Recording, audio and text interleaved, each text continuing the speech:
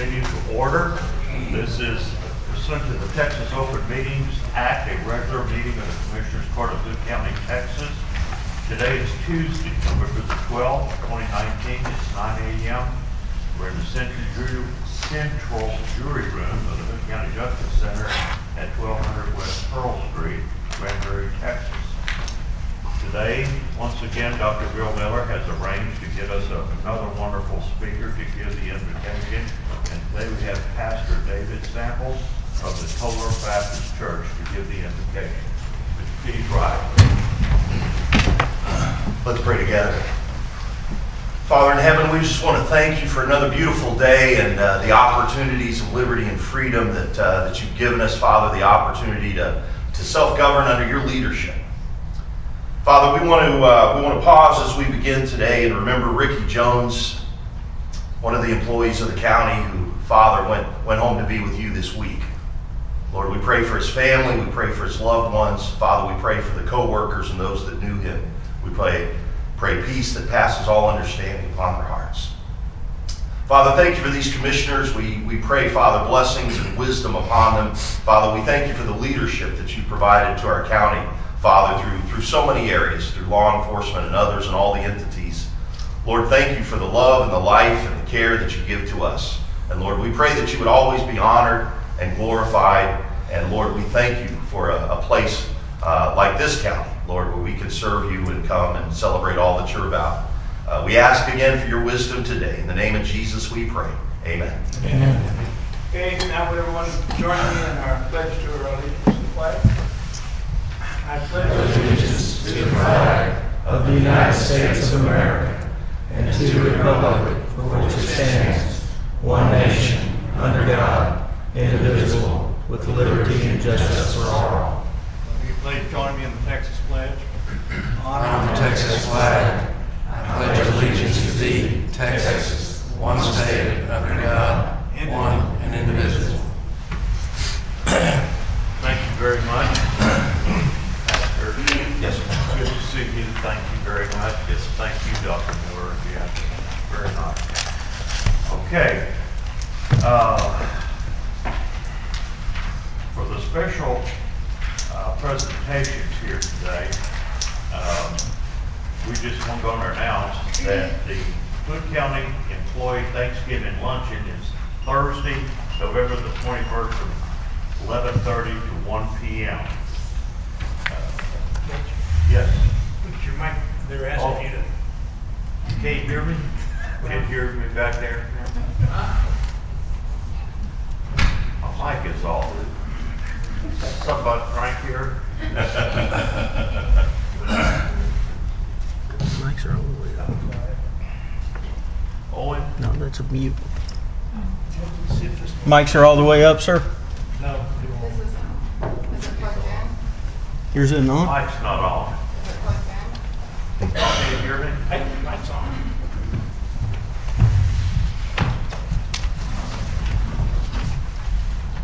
That's some real good stuff. Sorry about that, sir. There's your note. Check. Everybody hear me?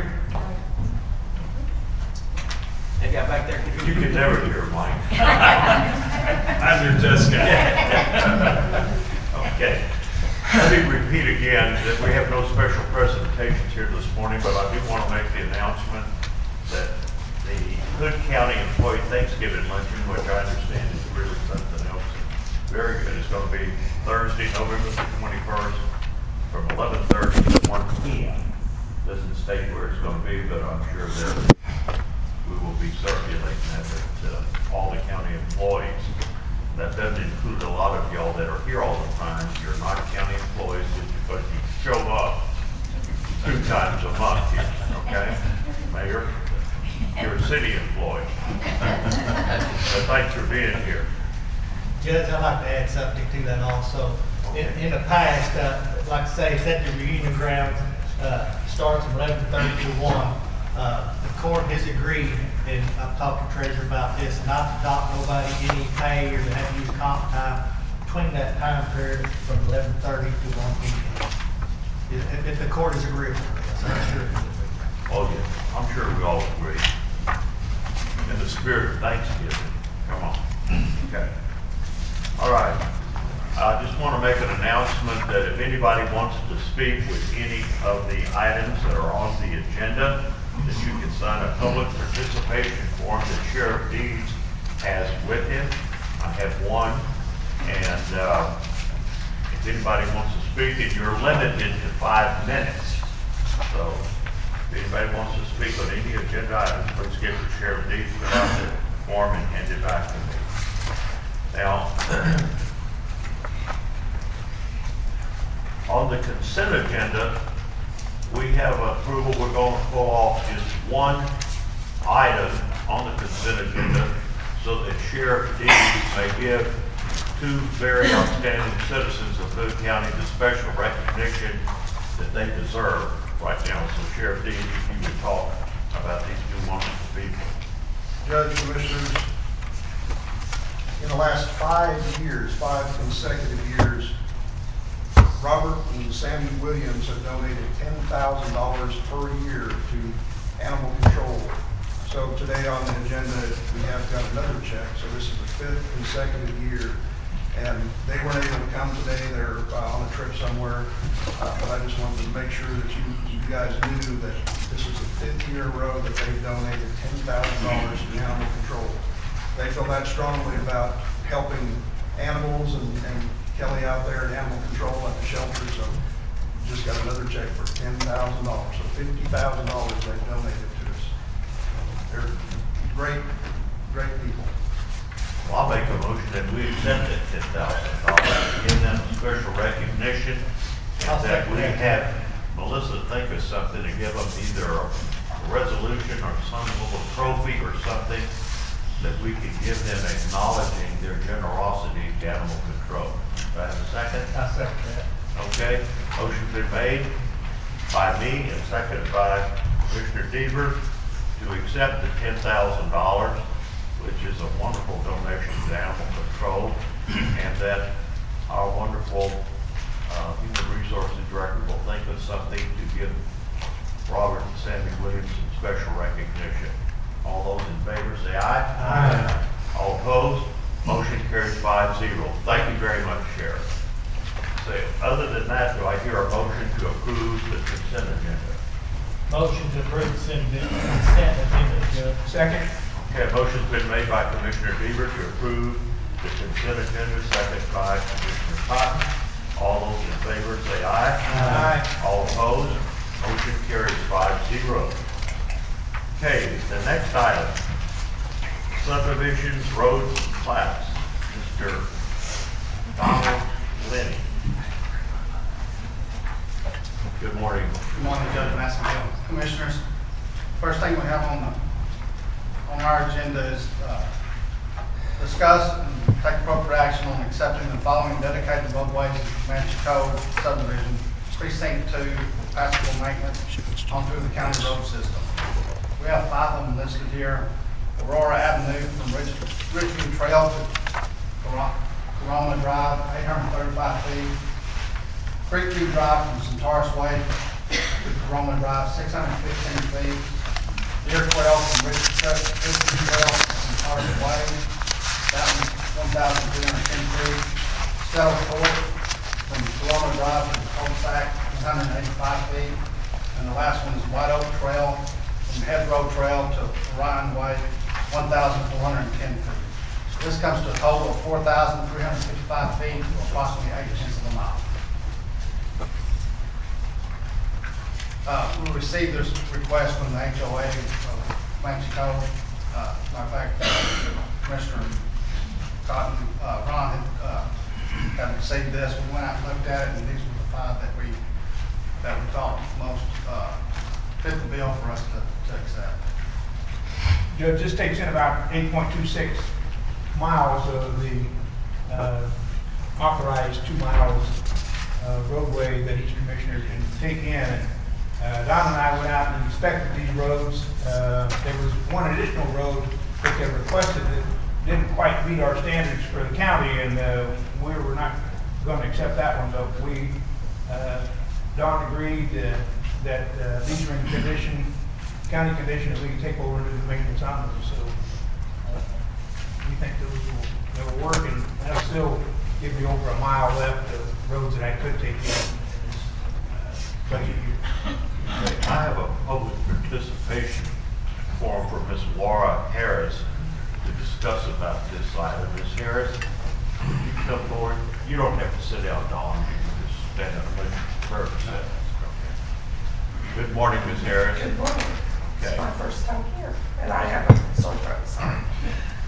We live in Comanche Cove. I've been the one that's been pushing for this. I had a family member break their leg 2 years ago, and it took the EMTs 5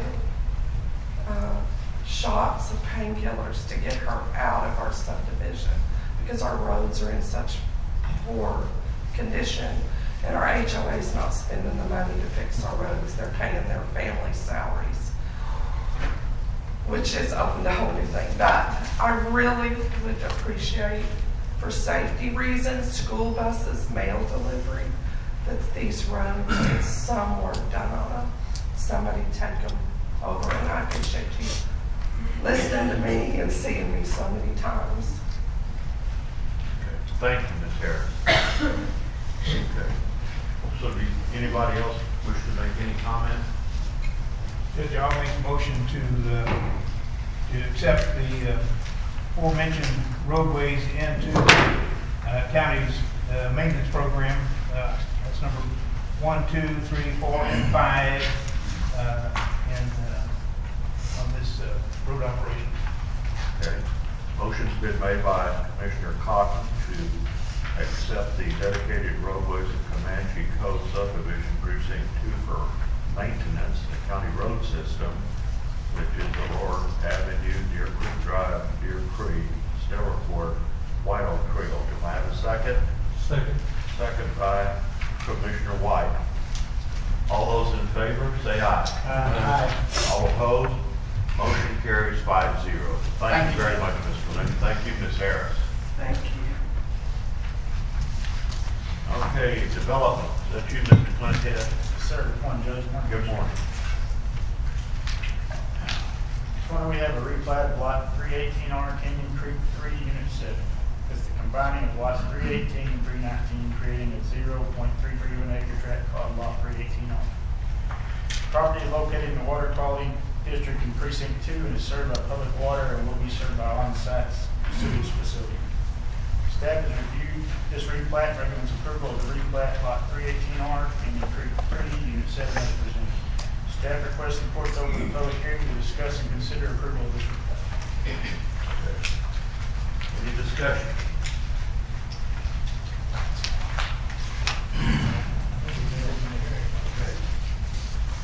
We're going to have to adjourn to a public hearing now.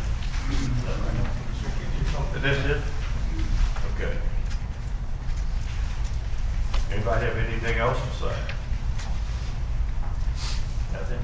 You recommend that we approve this replat?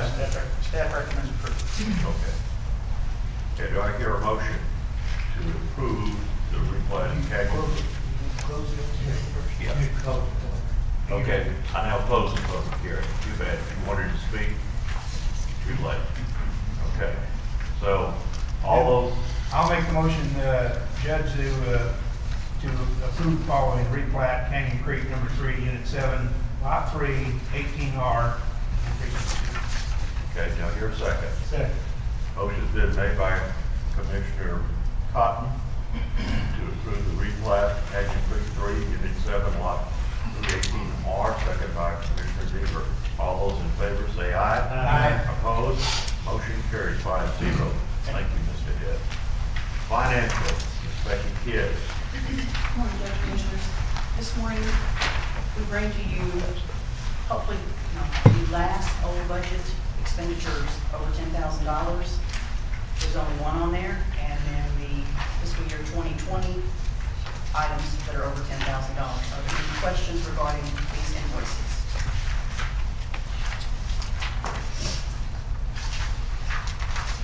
And next quarter, we will show them on the screen for everyone to view. We will also do a check register as I'm going through the dollar amounts for fiscal year 19 and 20. We will not have 19 next year, and so that everything is out in the open and transparent. It'll take a little bit longer, like maybe 30 seconds, so that will make it real clear that we're showing all the expenditures on the screen. So the expenditures for the November 12, 2019 Commissioners Court for whole budget, which is fiscal year 2019, are $85,291.83. Fiscal year 2020, $1,074,583.25. The auditor's office and staff have reviewed all these invoices and recommends payment. Any further discussion? Judge, I'll make the motion to approve the expenditures for 2019 to November 12th, in the amount of $85,291.83. In addition, the expenditures November 12th, 2019 for fiscal year 2020 in the amount of $1,076,870.59. 74,000. 76 was in my paper. 74, mine. Make it 74. $1,074,583.25. So correct. Motion's been made by Commissioner Cotton to pay the invoices as stated by him on the record with the correction. Do I hear a second? Second. Second by Commissioner White. All those in favor say aye. Aye. All opposed? Motion carries 5-0. Ms. Kidd. Next. Oh, this is gonna Yes, sir. really warm the couples of your heart here at Christmas time here. Yes, sir. Please You explain you will this. read number 2, please. Okay. Go ahead. Consider all matters incident and related to the issuance and sale of the Hood County, Texas Limited Tax Refunding Bond Series 2019, including the adoption of an order authorizing the issuance of such bond, obligating the levy of ad valorem taxes to pay the bond, calling outstanding bonds for redemption prior to maturity, approving a paying agent register agreement, and an engagement letter of bond counsel. I have handouts for you, and Mr. Jim Sabonis will explain all this and make the court really happy this morning. Good morning, Judge, Commissioners. My name is Jim Sabonis. I am a managing director with Hilltop Securities. I'm fortunate to be the county's financial advisor for a number of years. In fact, in 2008, I helped this county issue a refunding bond to refund some outstanding debt and reduce interest costs. Last month, I came before the commissioners after working for a number of months with Becky on refunding of some existing debt. We had the 2008 refunding issue. We had $5,265,000 of debt remaining, and on February 15th of 2020, we could call it and refund it.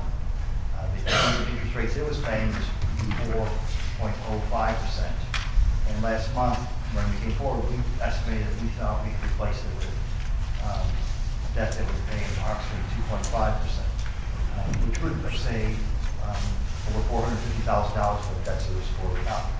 Well, since that month, the economic news hasn't gone in the direction we wanted to go.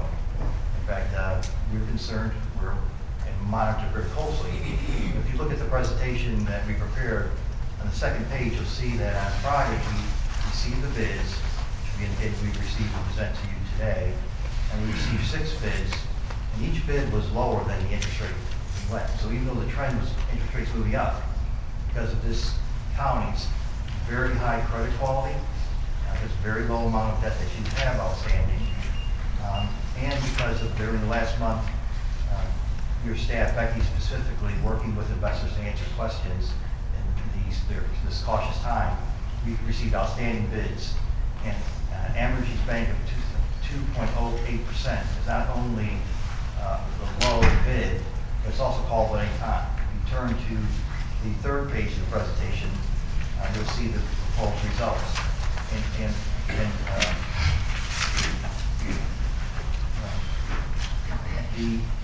If that bid is accepted, it will be submitted to the Attorney General and will close. The bonds recalled.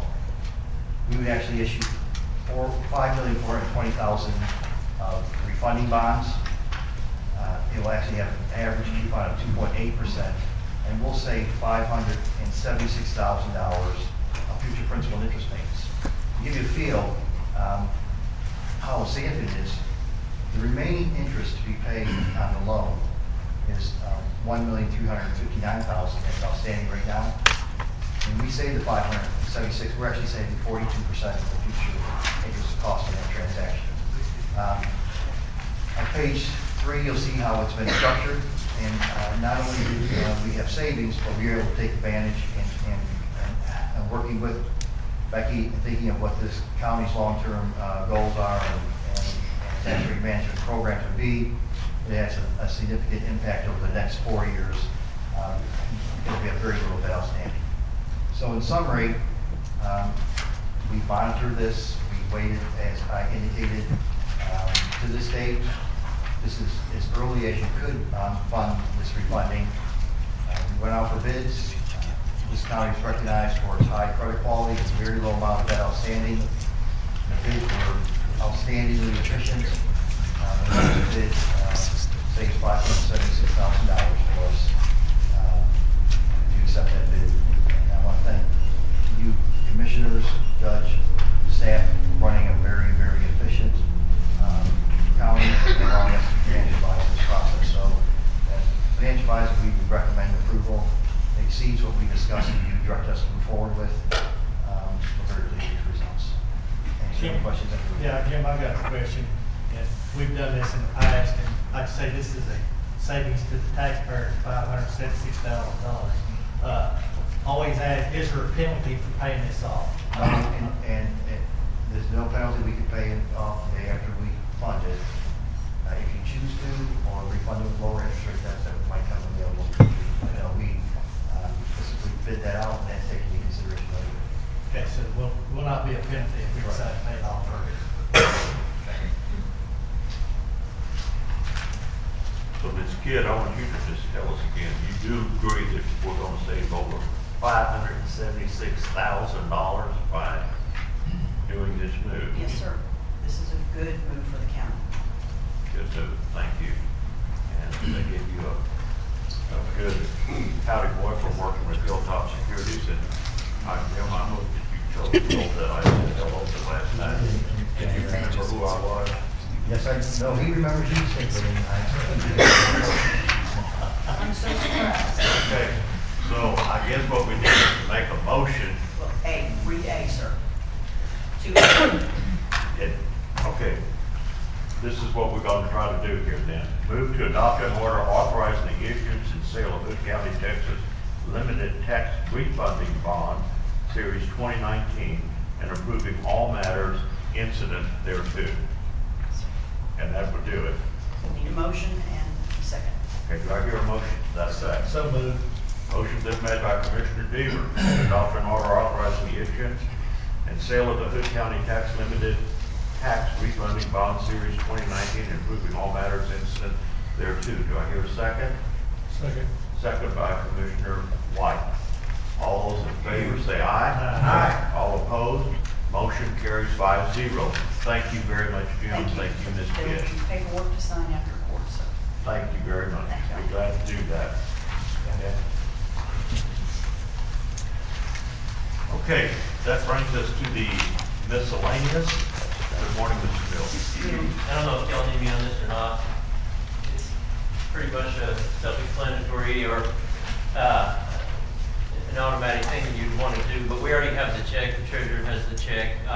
Basically what happened was there's a family that lives in Indian Harbor that wanted to give money to the fire department, but they had some money with Fidelity and they were trying to get the write-off, and Fidelity was throwing up roadblocks like they couldn't just give it to Indian Harbor directly.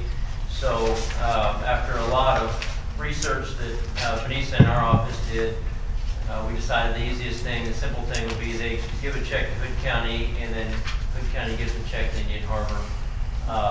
And we give money to the fire departments anyway, so it's not out of the ordinary for us to give money to the fire department. So anyway, we already have the check. We just need to send the check over to Indian Harbor Fire Department. Is there anybody here from Indian Harbor Volunteer Fire Department, or a person donated the check? Are they here?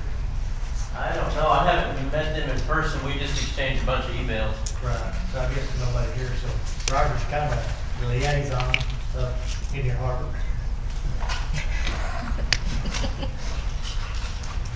Really don't turn down anybody here. No. If anybody else feels like they'd like to donate something. The fire chief is busy with fire marshal stuff, helping me out, so he wasn't able to be here, but I know they would graciously accept that and be very proud of that, so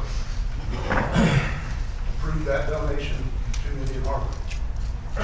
Okay, do I hear a motion? Yeah, Jim, I'd like to make a motion to accept the donation of $5,000 from Paul and Pat Murray to be donated to the Indian Harbor Volunteer Fire Department. Do I hear a second?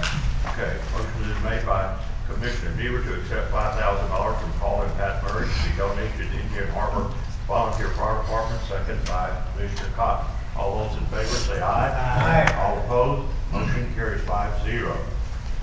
Next item, discuss and consider increasing the pay for a recruit deputy going through the academy from $35,000 to $40,000. Chief? Judge, Commissioners, thank you. In light of our recent raises that you guys so graciously gave us, I am requesting that when we hire a person to send through the academy, we were paying them $35,000 to go through the academy while they were going. I'm requesting that we increase that to $40,000 when they go through the academy. This is only when we have openings. We don't just hire people and send them through and pay for it. It's only when we have patrol openings that we would entertain this. And we have sent, I think, 3 through the academy so far, 2 of which got into training yesterday and started. So I'm just requesting that that pay go to $40,000 instead of $35,000, which is still less than a starting deputy makes. Did the two deputies that we approved some while ago on this deal, I came when they went through the academy, did you just say that they have started as a full-time? They started full-time 17 weeks ago. They got out of their field training this weekend and were out on their own. How long is the school? The academy? I believe it's about 4.5 months. And once they get out of the academy, then their pay would go to starting deputy pay. Do you think that this is necessary, really? We don't have any openings right now, so you wouldn't have anybody. We do have the 2 openings from 2 retirements that we have, and we also have the 2 openings that you guys approved in our new budget, the 2 extra openings. So we currently have 4. We are in the process of the interview processes right now. But no applicants right now. We do have applicants, but we don't have any that we've selected yet. We're in the beginning phases. If we selected the academy, I believe it starts January the 6th. Would all 4 of these need to go through the academy? No.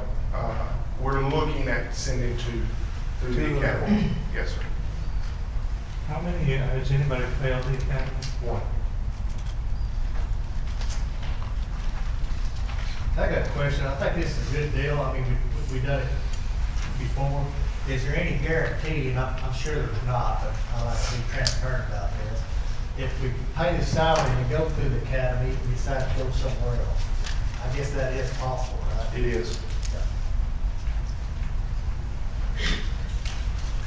I think we talked about that, but everybody likes to live in Hood County here, and so we didn't have anybody fail to do this the last time that we approved it. Correct. I think this is just something we have to do to give these people a living wage while they're going through the academy. So, do I hear a motion? I'll make the motion to approve the increase for those going through the academy from $35,000 to $40,000 a year. That motion's been made by Commissioner Cotton. A recruit deputy going through the police academy from $35,000 to $40,000. Do I hear a second? Second by the judge. All those in favor, say aye. Aye. All opposed? Aye. Okay, motion carries 4-1. Thank you very much. Okay, Item number 3, discuss and consider request to purchase radio/cell phone interface equipment for county cell phones for sheriff's office, fire marshal's office, district attorney, and justice of the peace, not to exceed $8,000. Can you explain that for us, Sheriff? Yeah, Judge and Commissioners, with the county cell phones, one of the options that we can turn on if this passes is the push-to-talk through the cell phones. So we work through Verizon. And we can also hook this up through the radio system. Out in the fringes of Toller, Lipan, down towards Biloxi, we have some bad spots. In Pecan, down along the river, we have some bad spots. So this should enhance the system overall greatly. The total cost that I put on there is $8,000. I had another radio, so that's about $2,000 of it. So there's a one-time cost of $2,500 that Verizon has to turn everything on, and then there's a gateway box that has to be purchased, and I'll look for that, go out for bids, and it's going to be about $3,500 for that, and then a couple of cables, one hook from the radio to the box, and then from the box into the internet. It goes into the internet and into the Verizon system. So it'll be under $6,000, not $8,000. Then the other part to this is turning on the phones, 74 of the phones to $2 a month would be the cost for that, so the press to talk would work on those phones. So that would be a total for including the JPs, the district attorneys, the fire marshal's office, the sheriff's office, then that'd be $148 per month, so a total of $1,776 per year to turn that option on. Sheriff, I got a question. I'm sure it's just a typo. Everybody's in here except for the constables. Would that include the constables also? I didn't include them in that. We can if you want to. We work with, like this morning, I think they're doing a search warrant. So we work with the Justice of Peace to get the search warrants done, the district attorney, fire marshal's office, everybody works together on that. But the constables don't really get involved in some of that, but if you want to add them, that's up to you guys. So that'd be $2 extra per phone to turn it on. And I think there's 11, if I remember right, there's 11 phones for the constable's office. So that'd be $22 more a month. 22 per month more? Correct. One of the constables called me about it, and I didn't know if it was a typo or what, and he was kind of wanting to be on this, so it's kind of up to the court's discretion if we want to add constables to it or not. I think it's a good idea. Yeah, I think we For should. $22 a month to have good communication with all law enforcement, I think that's if you only used it once a year, it'd be worth it. Yes. If you needed it. Do I hear a motion in this regard? Yeah, Judge, I'd like to make that motion and discuss and consider request to purchase radio cell phone interface equipment for county cell phones for sheriff's office, fire marshal's office, district attorney, justice of peace, and constables. Do I hear a second? Second. All right, motion been made by Commissioner Deaver to purchase the radio cell phone interface equipment for cell phones for the sheriff's office, fire marshal's office, district attorney, justice of peace, and constables. And not to exceed, I'm going to go ahead and leave it at $8,000. Hopefully it'll be less than that.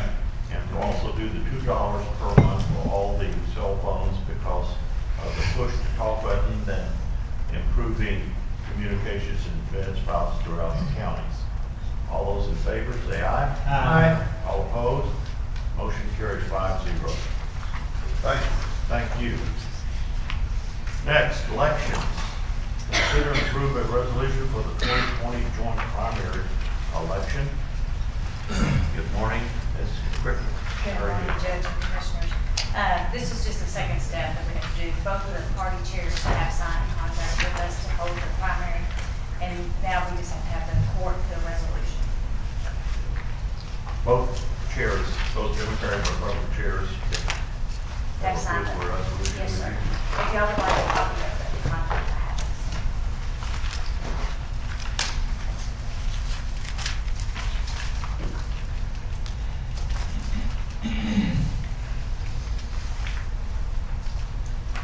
think the mayor would agree with us that you did a great job with the city elections and the constitutional amendment. You don't have any complaint, do you, Mayor? Not at all.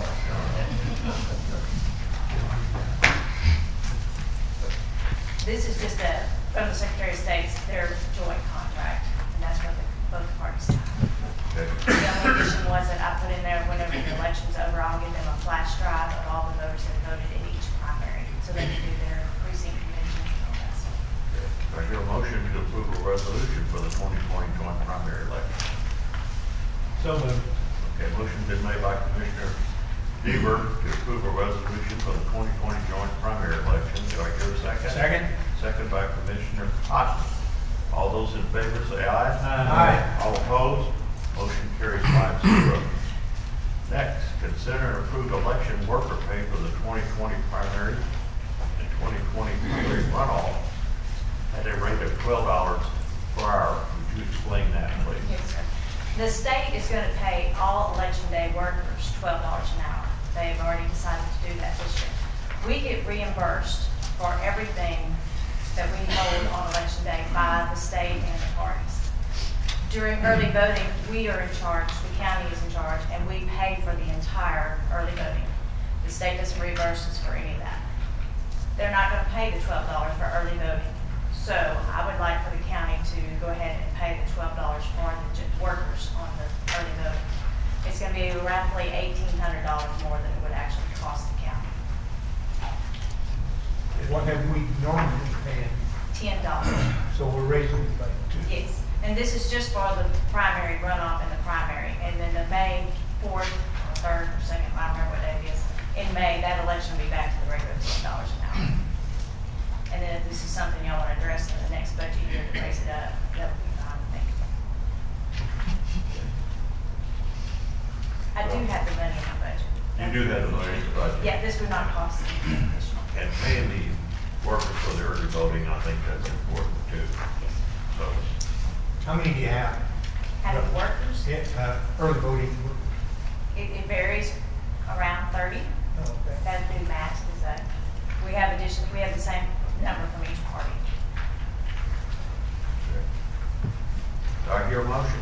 I'll make that motion to approve the workers' pay for the 2020 primary and the 2020 primary runoff if necessary, at the rate of $12 an hour.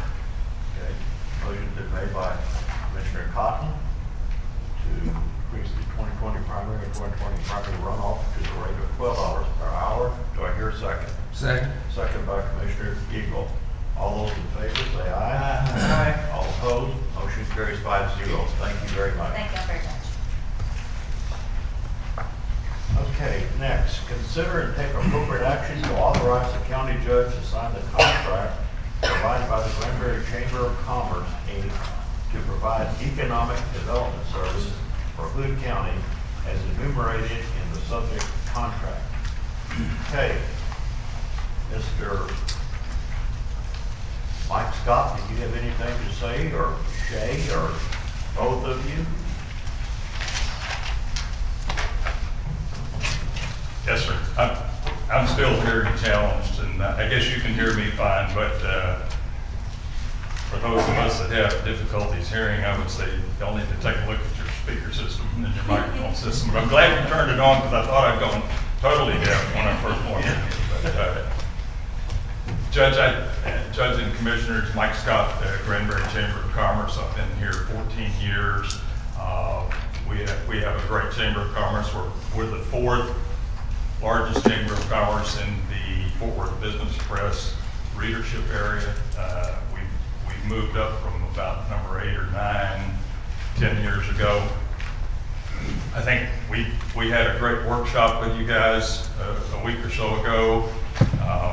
I think we answered a lot of questions. We got a lot of things out there. I will tell you that I've only had one individual contact me that was not in favor of what we're trying to do here, and I've had probably innumerable people tell me that they think it's the right way to go. I would just share with you, I don't believe things just happen because of some accident or circumstance, and I will tell you that I just came back from an economic development conference in Bastrop with about 80 cities and counties represented there. And the day and a half, there were economic development corporations. I will tell you that I was one of only 2 chambers of commerce. Muleshoe was there, Gerald was there, Houston was there, Katy was there, Dallas was there. Those are the counties and cities that were there, but there were 2 chambers of commerce there. I had an opportunity to sit down with about 45 or 50 large city managers, mayors, judges, etc. And the one thing that came out loud and clear is we have a challenge in front of us in Texas. We got people moving in constantly. We've got road issues. I understand all that. But the one thing that came through loud and clear was that we all need to work together. And I had an opportunity to talk to them about our intergovernmental coalition meeting that we have twice a year, where we bring everyone in and we share things. I also talked to them about our leadership council. The Katy Chamber of Commerce guy said, I want to hear more about this intergovernmental coalition, because they couldn't believe the way that Granbury and Hood County works together. And frankly, they wanted some of that. So I came away from that, and then I went to the Veterans Day meeting yesterday, and guess what? The theme was the same. We're all here together. We're all in this together. We had an incredible speaker. So I think what we need to do is agree to get along, agree to do the best we can, and continue to work together, and we will all be better off for it. The bottom line is we're looking for jobs, good jobs for our people. We know that greater than 70% of our workforce commutes outside the county every day.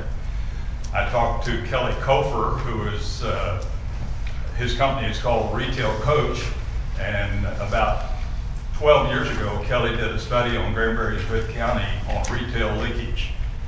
Back then, our retail leakage, annual retail leakage, was $780 million every year. And that leakage is because all of our people are driving to the Metroplex, and guess what they do when they go to lunch? They spend money, okay? And so we get some good jobs here. We get a lot of stuff going on. We get good commercial jobs, good paying jobs, and people are going to stay in Granbury, and that leakage is going to go down.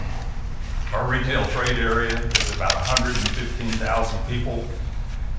Best guess is if we studied it today with the ability to do cell phone tracking, we would find that our retail trade area is probably closer to 150 to 200,000 people. McKinney did a study. They thought their retail trade area was a couple 100,000.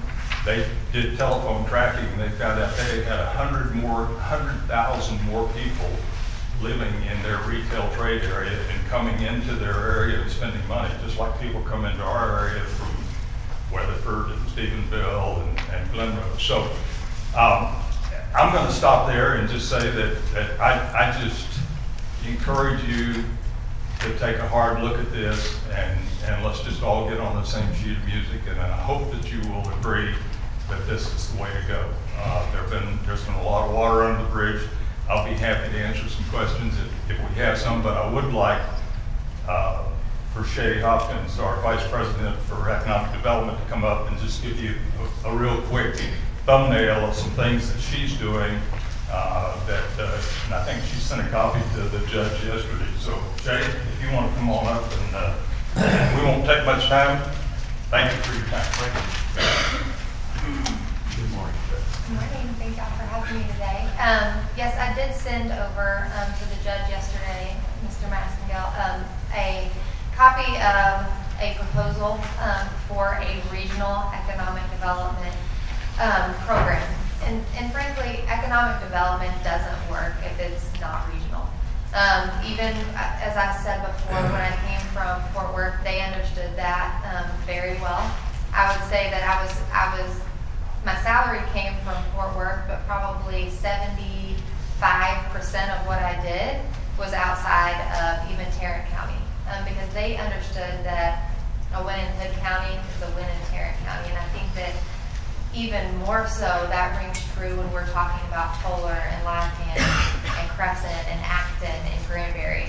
All of these cities are so closely related that you can't possibly say that a win in one of those regions isn't a win for all of us. Because more than likely, that's where people, let's say a company moves in and they go to Toller. Most likely, they'll be shopping in Granbury, or they might end up living in Acton. You just can't separate those regions. And so I think that for this to work, we have to really start looking at us as one big team, and that we have all of these regional assets and that we show a lot better together. When you put all of the great things going on in this region together, I think that we show really well for companies. And I think that is going to be the presence that we want to have out in the market, because we have a lot of competition and they're already doing this. And so I want to bring us up to speed so that we have a seat at that table and that we're on those spreadsheets when they're making decisions, and that they can take a good look at what we've got going on here, and that good companies with good jobs would feel comfortable placing their companies here. Let me just say this, I did receive what you did send me, but I got it yesterday. The offices were closed. I was at the VA, which, by the way, I think our new superintendent's doing a great job. It was a very moving ceremony yesterday, but we were tied up. Our offices were closed, and but I haven't had a chance to disseminate it to the other council members yet, and we haven't discussed it. But thank you for your presentation. At the workshop that we had, I liked the idea that you had, that you were going to take the entire Hood County, that includes Toller, Lipan, Crescent, and all the other municipalities, have it all plotted out so that if a company would come in and says, we need X acres and we have to be within so many miles of 20, the interstate, or so many miles of a hospital or schools or something, it would be something that could be accessed immediately and that you could get that information to the prospective company. Did I understand that right at the workshop? Absolutely. So that's kind of what the proposal showed, is it basically takes this entire region and it maps it, and it has resources.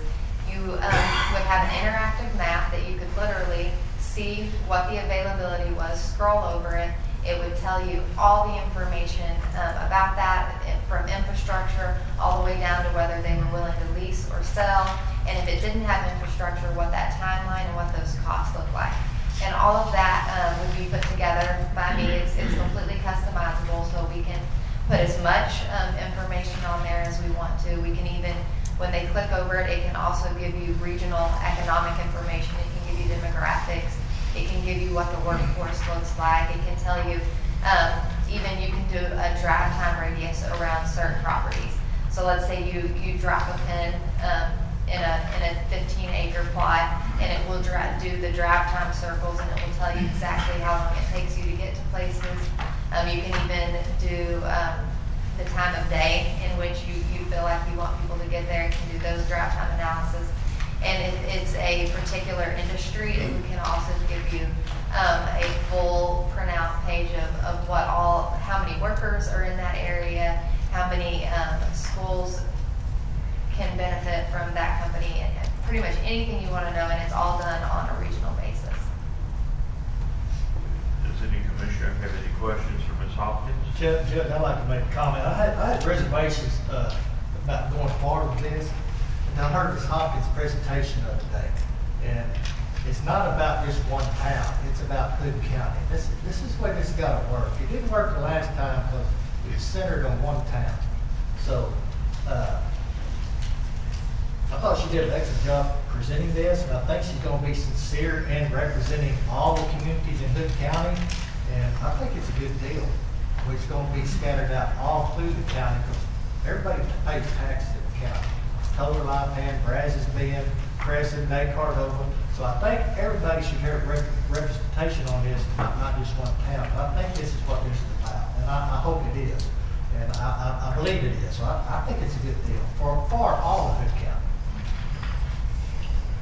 Shay, I got a question for you, and I'm not being disrespectful to the judge, but your language in here you're talking about, you send audits up to the judge's office. Why wouldn't it say Commissioner's Court? He's And so that's why I sent it to him, because he actually found me on Saturday and asked if I could, and I had kind of rushed to get all of that together, and so I honestly did not even have it until yesterday afternoon, and then I just sent it directly to him only because he had specifically asked for it. Yeah, I'm not being disrespectful to the judge. I'm just wondering why the Commissioners Court wasn't going to receive the information. Sure. Thank you. I want the Commissioners Court on there. Yeah, I wanted to speak also about that. I think, did you all get the contract changes from Matt this morning? Matt, I think he's here. I made some changes, and I think they're very appropriate of identifying this contract, not just the judge, but it is the Commissioners Court relationship with the economic development. And I think you made those changes in the contract itself. Right, so I got the final, if you will, from Mike yesterday morning. Of course, I was out yesterday, and I was trying to work on it last night from home, but I didn't have Word at home, and then I tried to reformat it, and it was a mess, so I thought, okay, I'll do it first thing today, even though I know y'all were coming in. So I did send out the email, and most of it is just cleanup stuff. I mean, there were different font sizes and styles and some weird stuff that annoyed me. But the only things that I changed that was of any substance at all was there were a couple of times where it said county judge, and I just swapped out and said county commissioners court. For instance, in 4.1, the bottom of that paragraph, I think the original from Mike yesterday said the county judge shall review and approve the budget for each fiscal year. And I swapped that out and said the county commissioners court. And then I think I did that one or two other times on 5.3 and 5.4, I believe, just where it says to give financial records to the county commissioners court and so on. I didn't really want to overstep my bounds and get into policy stuff, but there were a couple of other places, perhaps like 4.3b, that you could have swapped out and said the chamber shall provide the county judge or the county commissioners court with a copy of the audit.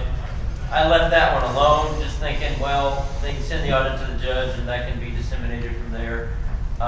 So I don't know. I mean, I was just trying to get it a little bit cleaner, especially because he had my name on the back to sign. So that was really all I tried to do, though. Anybody have any questions of Mr. Mills?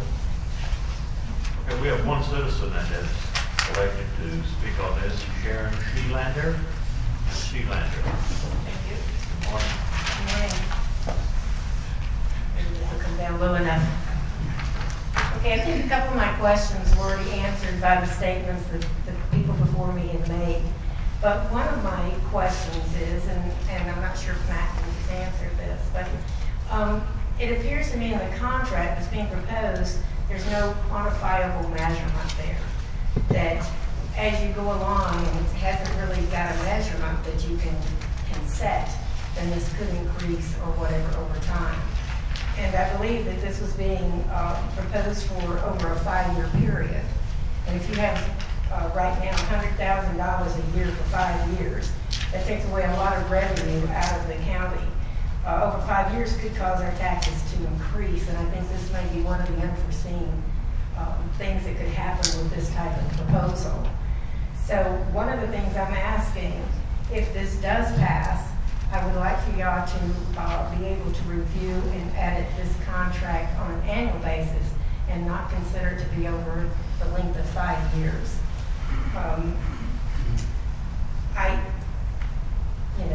I think that economic development is one of those things that maybe government shouldn't be so involved in, that it should be more of a marketplace type thing, and that should be your driver for economic development. I think the other questions I had, the people avoided. So that's fine. Thank you very much. Any commissioner have anything they wish to say? Yeah, Judge, on this contract here, it says either party may terminate this agreement on 90 days with written notice. Either party may terminate this agreement if the other party breaches or any terms or conditions of this agreement breach not occurred in 30 days. So, if it's not going right within 90 days, we can cancel. So it's really, I guess, would be a year-to-year deal if you decided to, within 90 days of the contract's up, you could always terminated. So it's really not a full binding of 5 years. That's not wrong. Do you agree with that, Matt? Yes, that's our reading, that's my reading of Article 2.1 and 2.2. Yes.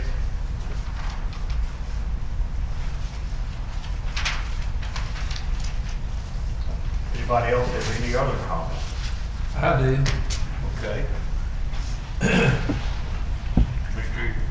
So, we're back here again on this issue, and I know I'm the one sticking the mud up here, apparently. But I've got 3 points that I want to make about this economic development proposal, and I want to start out by saying that I'm totally in favor of economic development. And I sure wish that phone would go off. I'm totally in favor of economic development. Please don't misunderstand that. The question is, what should it look like? What should economic development look like? I think if we went down the road and asked everyone in here, what do you perceive or what would you like to see the future of this county to look like, you're going to get a lot of different ideas and different answers to that. And as I pointed out in the workshop that we had, there's some people in my precinct that say, I don't want it to grow at all. Well, is that a fair statement? Yeah, it is. So I've got 3 points to make. One of them is procedural, and this is just about this agreement, not some kind of agreement. This agreement. I've got a procedural issue, I've got a substantive issue, and I've got a policy issue. On the procedural side, and I've looked more closely at this contract, I just got a copy of the Word document last week that I wanted to do some of my own edits to that I have not had time to do yet. But this contract is a contract between a government entity and a private party for services. I went and spoke to our purchasing agent about this last week, and I'm finding that there's potential that this needs to be set up for bid. If we pass this or as a commissioner's court, and it's supposed to be put out for bid, we will be committing an act that's not legal. Now, I'm not saying that would be the case in this instance. I'm just saying that I'm not sure about that at this point in time. The other thing is that I found out in the last meeting that we had over at the ELC is that this contract was drafted by Mr. Mike Scott. Now, I don't have a problem with Mike Scott in that issue, except that I believe that we should be looking at this contract from a transactional standpoint and have our own lawyer taking a look at it. I know the county attorney has looked at it, but the county attorney has looked at it from a standpoint of cosmetics. He has not gotten into the nuts and bolts of the contract. I just got the contract last week, and I did not know this was going to come right back on the agenda this quickly with a holiday in between, but it did. The substantive issues is, I don't like the term, 5 years. Again, I don't like there's no oversight. There's secrecy involved that we can't even find out about certain things because they would kill us if we had to ask them about it. And with all due respect, I am not ready to sign off on this contract. Now, if it's determined today, I'm just one vote up here. But I feel like that we need to do some more research on this. I have a policy issue with government contracting and going into partnerships with private. I think the Chamber of Commerce is there to bring, I mean, what do they do if they're not trying to bring in new businesses anyway? And it just seems to me like we're jumping the gun. Last week I went to a conference in Waco. It was a commissioners conference. And we had one section, a 1 hour section that was put on by TAC and their risk management people. And one of the things that they emphasized to us is that we need to make sure that people that we contract, private entities with whom we contract, have some sort of E&O coverage in the contract. There's no insurance coverage stated in this contract in case something goes south. So I'm not saying that we can't get to a deal with this one. I'm not saying that. But I have a lot of reservations about this contract, which, by the way, the edits and revisions that I got was when I was walking in the door today. So I haven't even had a chance to look at it. And I would respectfully say that, or respectfully suggest that we find a transactional lawyer that does contracts for a living to look at this contract from the county's perspective, and if it's okay, if we can get some sort of agreement through that process, because I'm not a contract lawyer either. That was not my practice when I practiced law full time. I was a litigator. And so I'll be the first to tell you that I don't know all the ins and outs of a correct contract. But a contract should be where both parties are receiving something and it's a mutual agreement. And I really have a problem with the non-transparency with this contract. So again, I would urge us to tap on the brakes, give this some more thought, and I would urge that we don't vote on this today.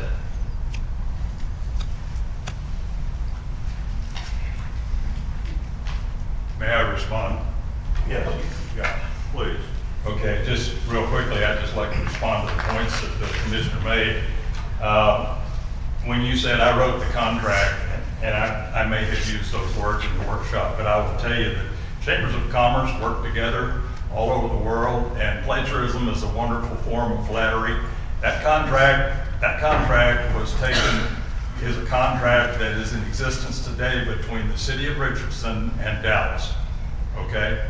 So I took that contract and I changed it basically to make it fit what we're doing. The city had no problem with it. Mr. Eagle, you have had that contract since late September and it has not changed. So it's hard for me to believe that an attorney of your stature cannot look at a 10-page contract in a week. You called me on Monday and said, I want the contract. I immediately sent it to you so I can mess with it in Word. I wrote that contract in less time than you've had it for a week. And you've actually had it since September, and your attorney actually said he had no problems with the contract back in September. So when he made some good grammatical changes today. So that's the answer to that. Quite honestly, I think we're just at the point where it's a delaying action at this point. So again, I just encourage you, let's get on down the road. The contract has safeguards in it. That same contract is being used. Apparently it works for Richardson, works for Dallas, works for Granbury. So, and again, your attorney has no real problem with it. And I don't believe your finance people do either. It's not a contractual issue.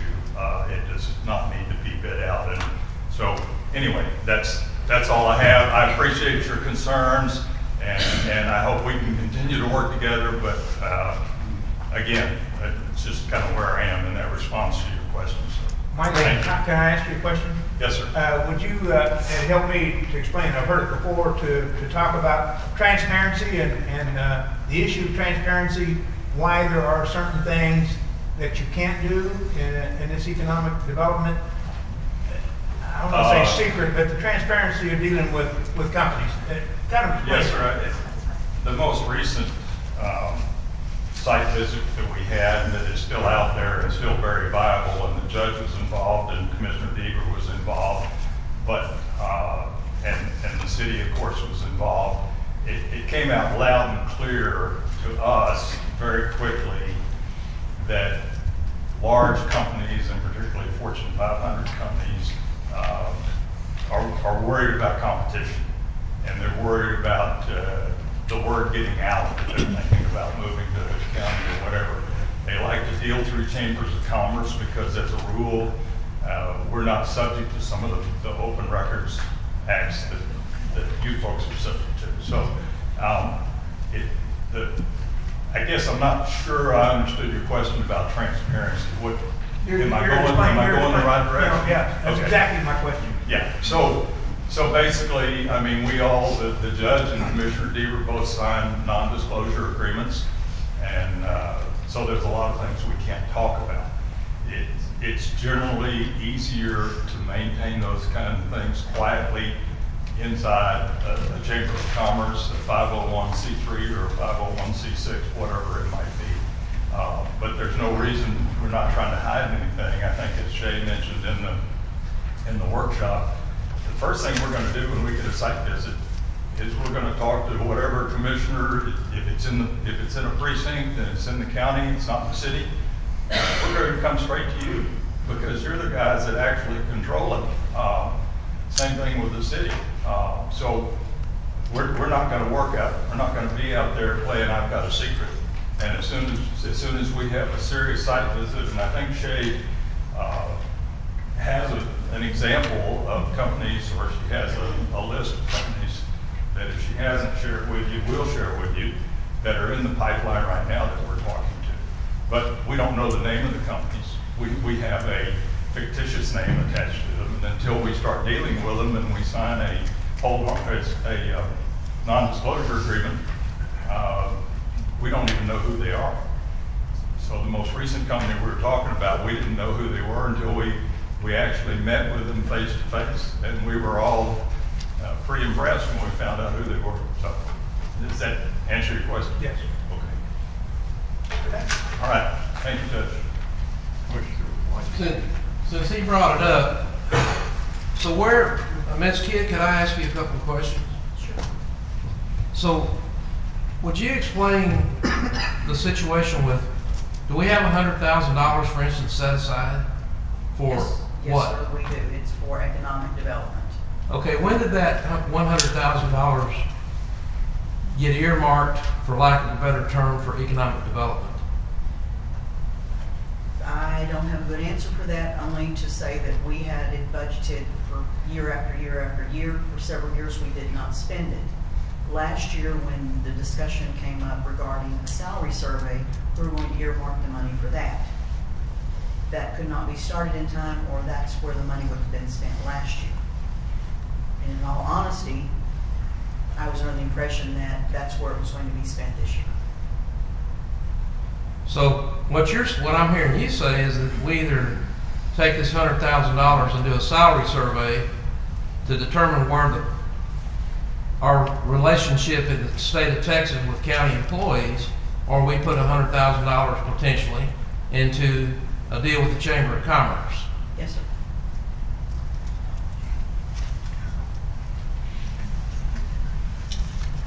Mr. Mills? Can I jump in just real quick? Sorry.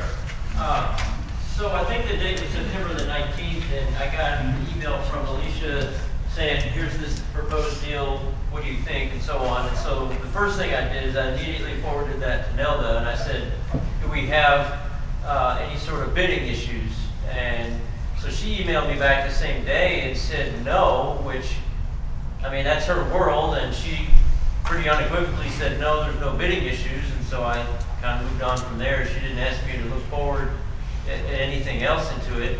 And then this came back again last week, and I think it was your conversation, Dave.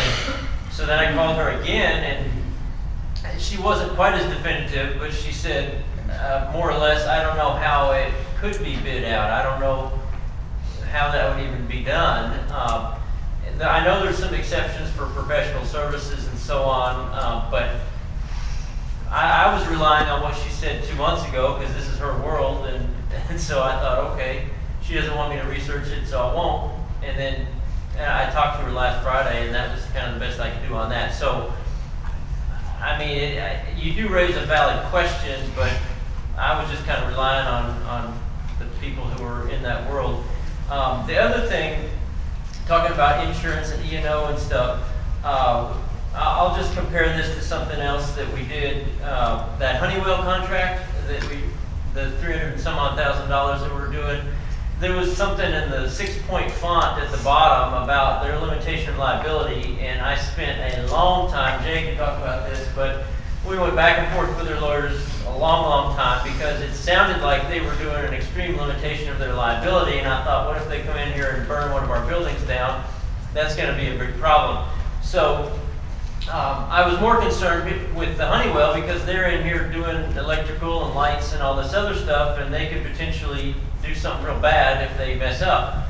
Whereas this thing, to me, the worst thing that can happen is if we spend $100 grand and they don't bring any businesses in. I don't see, the liability concern like they're gonna, like the Honeywell thing, for instance. So I guess I wasn't quite on the same alert for liability and insurance stuff as I was on the Honeywell deal. So for whatever it's worth, but I do agree. My background is not in contracts, so I'm doing the best I can, as a criminal law guy.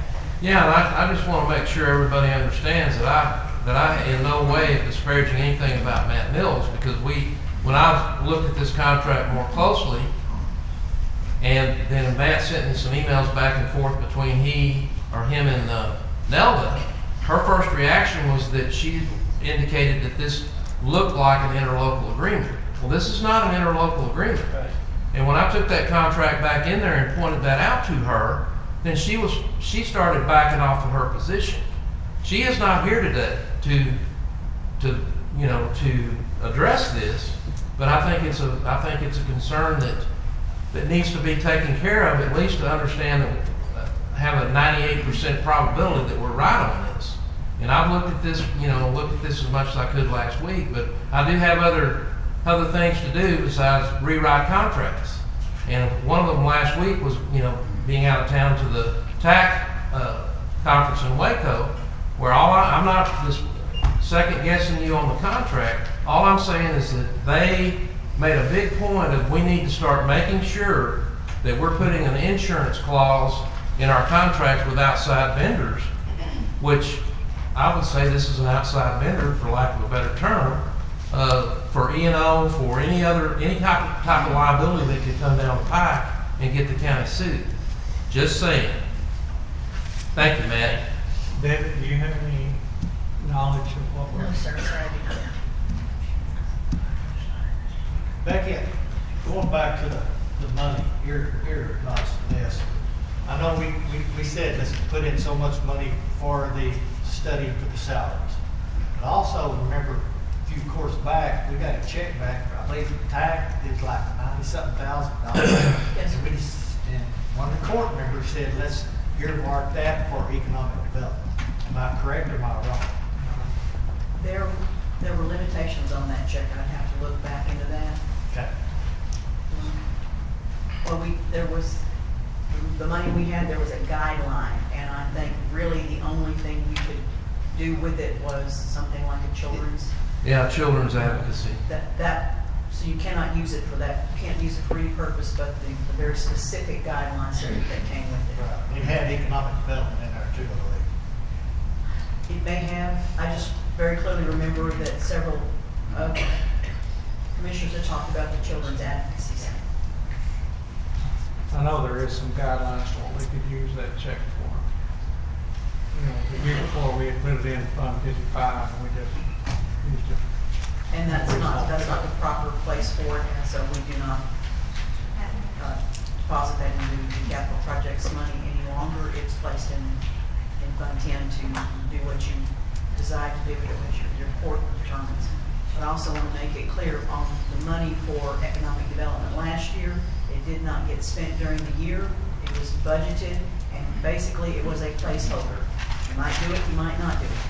Toward the end of the fiscal year, we talked about the salary survey, and we had all hoped that this would get started, and that's what the money was going to be used for. And it was also discussed, if we don't start it now, we'll just placehold that money for next year to use it for that. So again, it can be whatever you want, but I just wanted to make sure everyone is on the same page. No one is trying to hide anything. We don't use it for that, we use it for the salary survey.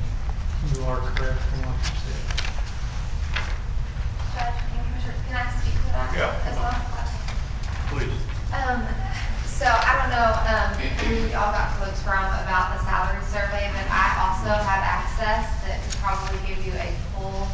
study on what salaries are being paid not only in the state but across the country as far as those jobs. If y'all have SOC codes, I put them into the system and they run me reports and tell you exactly what the salary is.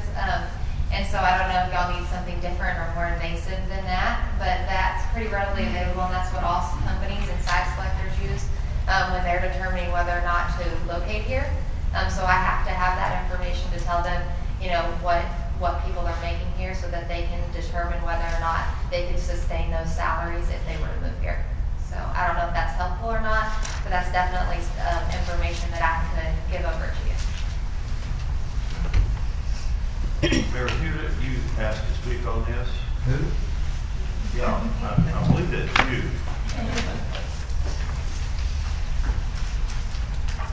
Thank you, Judge and Commissioners. By the way, me and the judge did work yesterday, right, Judge? That's right. All day long. You know, I just want to make a quick statement here. You know, as I sit here and I listen to all this, you know, we're already doing this as a partner. We're already working with economic development all over the city of Granbury right now. We've been doing it with a city manager that's been, some people might think he's overpaid, but he's getting paid good money to do the things for the city. He's got other things he should be doing. And so we've been looking to do something like this for a long time and make it fit Granbury. Like Commissioner Devers said, we've done this many different times, many different ways. And I think we've done a lot of good research now. We've figured out what fits Granbury. You know, we do a lot of things jointly right now. And I, for one, and the council, we want to continue to do things jointly.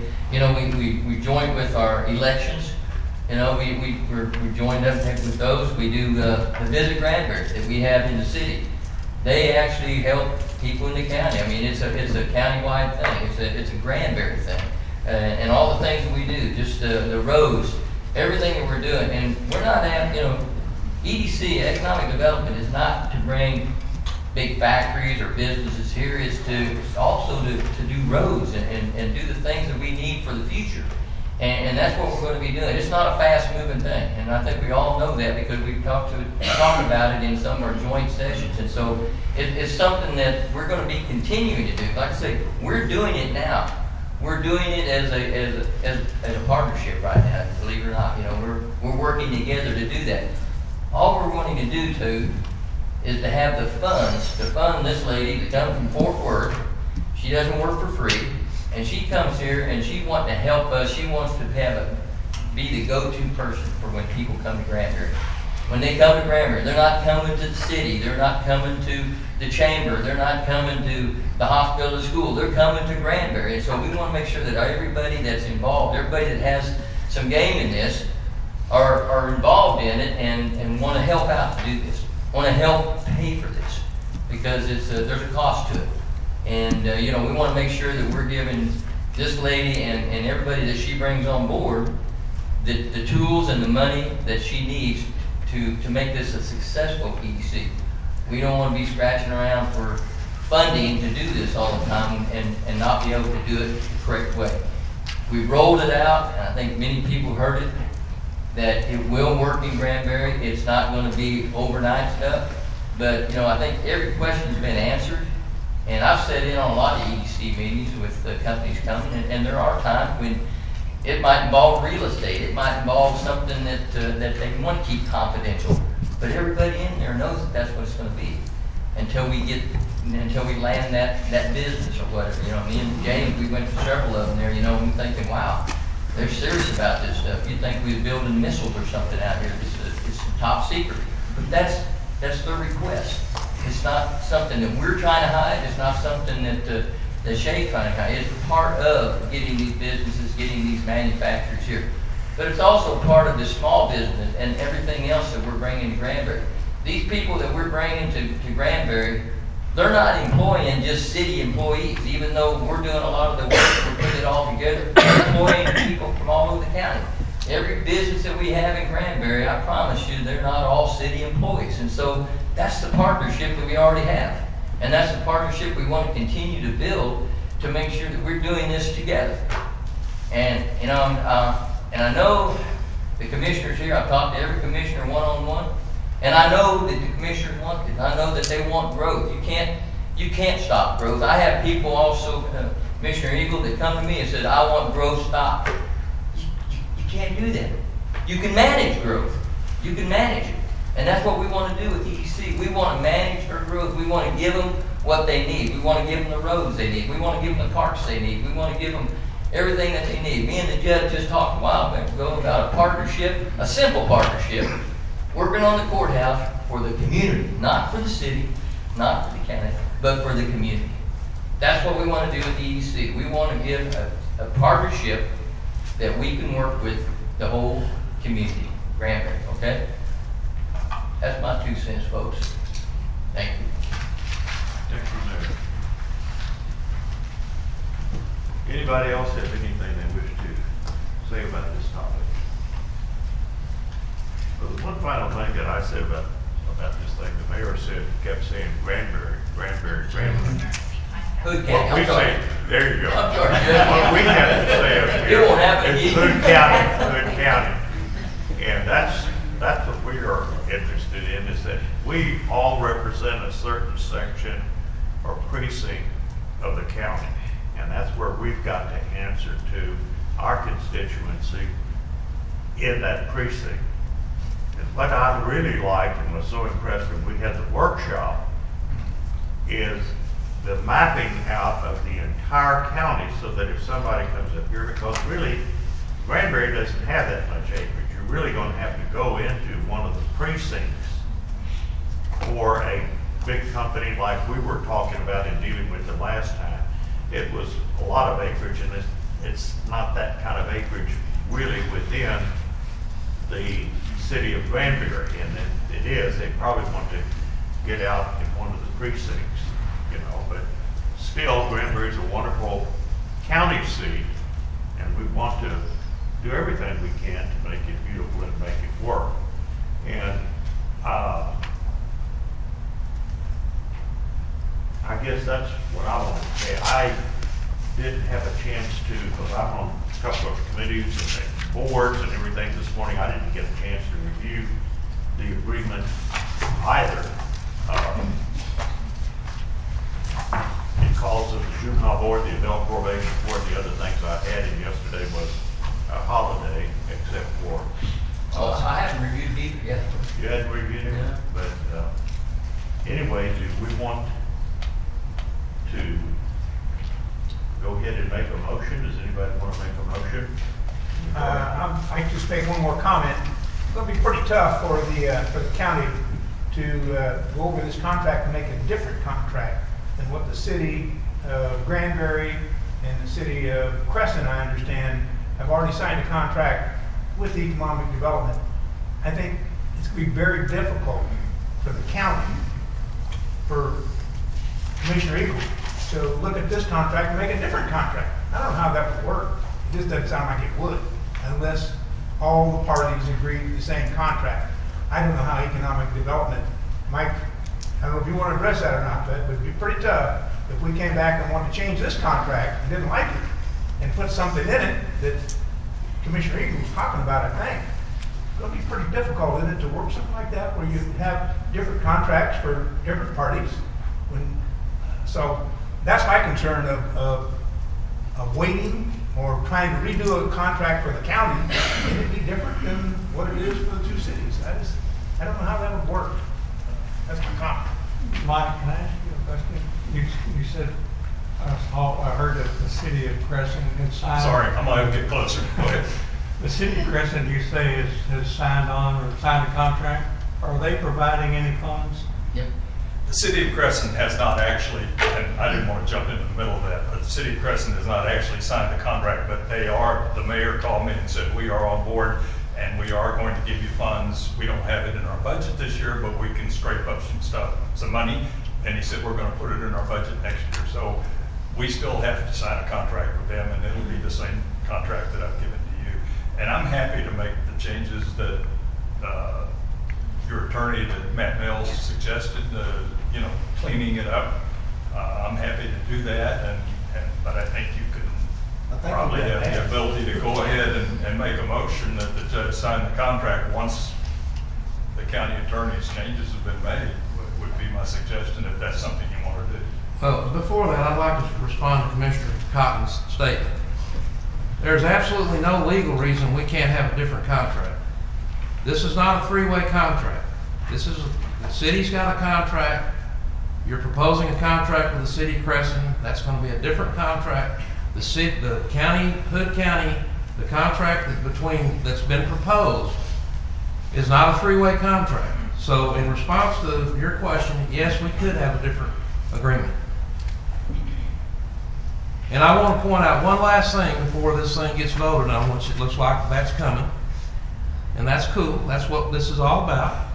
And I think having a devil's advocate sometimes is at least lets people think about another side of the story or the equation. But I did some research last week, and I pulled up a strategic economic development plan that was drafted for Hale County, Texas, Plainview. And one of the issues there, it's a very comprehensive economic development plan that's not, the Chamber of Commerce has nothing to do with it, by the way. Well, I guess in an indirect way they would. But one of the things that's pointed out, and this is playing on the state of Texas economic development plan, because we've actually got a website, state of Texas website, put out there by Governor Abbott, that talks about economic development and gives bullet points of what we're looking for, what we're trying to do, how to do it. And part of it is for the government to stay out of it as much as possible, in my opinion. But one of the issues here that I haven't heard yet is how do we keep businesses that are here? And that's a really important, I think that's a very important concept. I think Mike Scott's agreeing, he's nodding his head in agreement, because I got a question, for instance, about a company Equibrand, that burned down up here 4 years ago, and they're gone. Now, I don't know, I've heard all kinds of stuff of why they're gone, you know, but they employed 90 people, and now they're over in Stephenville. So I think it's very important that we don't lose sight of what are we going to do to keep businesses here. And so I'm not saying we're not doing that now. And Mayor Hewlett gave a very good comment when he was up here, and I agree with Mayor Hewlett. We all need to get together. No problem with that. It's just a matter of how we execute it, and we have a little disagreement on that. So anyway, I appreciate getting the chance to comment, and I'll shut up now. Can I make a statement to Dave's deal on the F-brand? That's a perfect example of not having a go-to person. Because we were trying to do that through a city manager and a bunch of people that were doing other jobs. And that's a perfect example, that's a good example of how we lost that. And everybody knows that because we didn't have the right tools, we didn't have the right people, we did not have the stuff we needed to keep here. And I truly believe that if we'd have had Jay and her team here, we'd have them right now to this day. That's a good example of what we, you know, and that's not the only one. We've lost other business here because we don't have the right tools. They got a better offer. They got a better offer. Judge Mason, do you let me use all my 5 minutes? Can I make this statement real quick? Come on up. We didn't have 5 minutes. Okay, I just want to kind of reiterate what Mr. Eagle was saying, Commissioner Eagle. I've dealt with contracts of multi-million dollars over the years of my career. I never once would have ever considered signing a contract that had not gone before legal of the appropriate type of attorney. As he's saying, this hasn't gone before a contracts attorney. And I definitely see that there could be some unforeseens in the way that this is written, that I think a contract attorney looking at this would be very viable. Thank you. Does anyone else have any comments they would like to make regarding the economic development item number 5? Is it possible to make a motion to move forward this, provided we have a contract attorney look at it? You know, he's blessed with it, now the person blessed with it. Yes, we can do that. We've done that before. We've got one, his name is Matt. Well, Matt, like all good attorneys, says is not a specialist in all areas of the law, but come on up, Mr. Mills, if you Well, it's one of the advantages that the big counties have, because they have this giant county attorney's office or district attorney, and they got people that just do contracts all day And long. they get a lot of money. And so, you know, I'm going from here to the criminal court, to JP court, to mental commitments, and juvenile detention hearings, and I mean, I kind of do all that stuff. So, yeah, I mean, I'll readily admit that contracts is not my background. Criminal law is my most specialty area. So, you know, if you want to, I'm not offended by any of the talk from Sharon or anybody else. I mean, my feelings are not hurt. So, whatever y'all want to do, but I don't know. I don't know what you're going to accomplish too much. I mean, that's kind of a question. How much are you going to spend? How much are you going to accomplish? You know, how much is it going to delay things? All that stuff needs to be considered, but that's not my decision. I'm just, you know, throwing that out there for you to think about. In your opinion, do you see anything wrong with this contract? I mean, don't make me weigh in on policy stuff, but, you know, on legal stuff, I mean, I don't really see legally, I mean, Nella's already told me 2 months ago, and that's the one small thing that is a concern. I mean, if she was wrong when she fired off her first email 2 months ago, but, you know, I don't know who's going to take us to task on that. I don't know if there's some other outfit that is doing economic development in Hood County that says, hey, I didn't get in on this. You know, I don't know if there's a comparable competitor to the chamber in that regard. So, I mean, with that caveat aside, I don't see issues of liability and that type of stuff. I mean, like I said a moment ago, the worst thing that happens is you spend $100 grand and don't get any new businesses. I had a lot more concerns with Honeywell, because what if they come and burn down our building or something? So I don't really see a whole lot of legal stuff in the way, you know, with the one caveat of what we already have from Nelda. So that's basically it. Judge, I'm ready to make a motion, but because I'm not going to get into a lawyer, and a couple of you guys are way above me, and so I don't want to debate that issue on the lawyer part of it.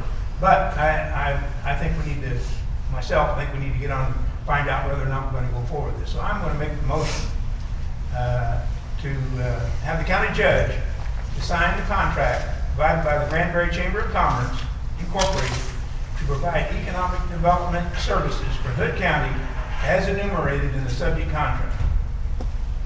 I'll second that, Judge. A motion been made by Commissioner Cotton to authorize the county judge to sign the contract provided by the Granbury Chamber of Commerce to provide economic development service for Hood County as enumerated in the subject contract, seconded by Commissioner Deaver. All those in favor, say aye. Aye. All opposed? Nay. Motion carries 4-1. Okay.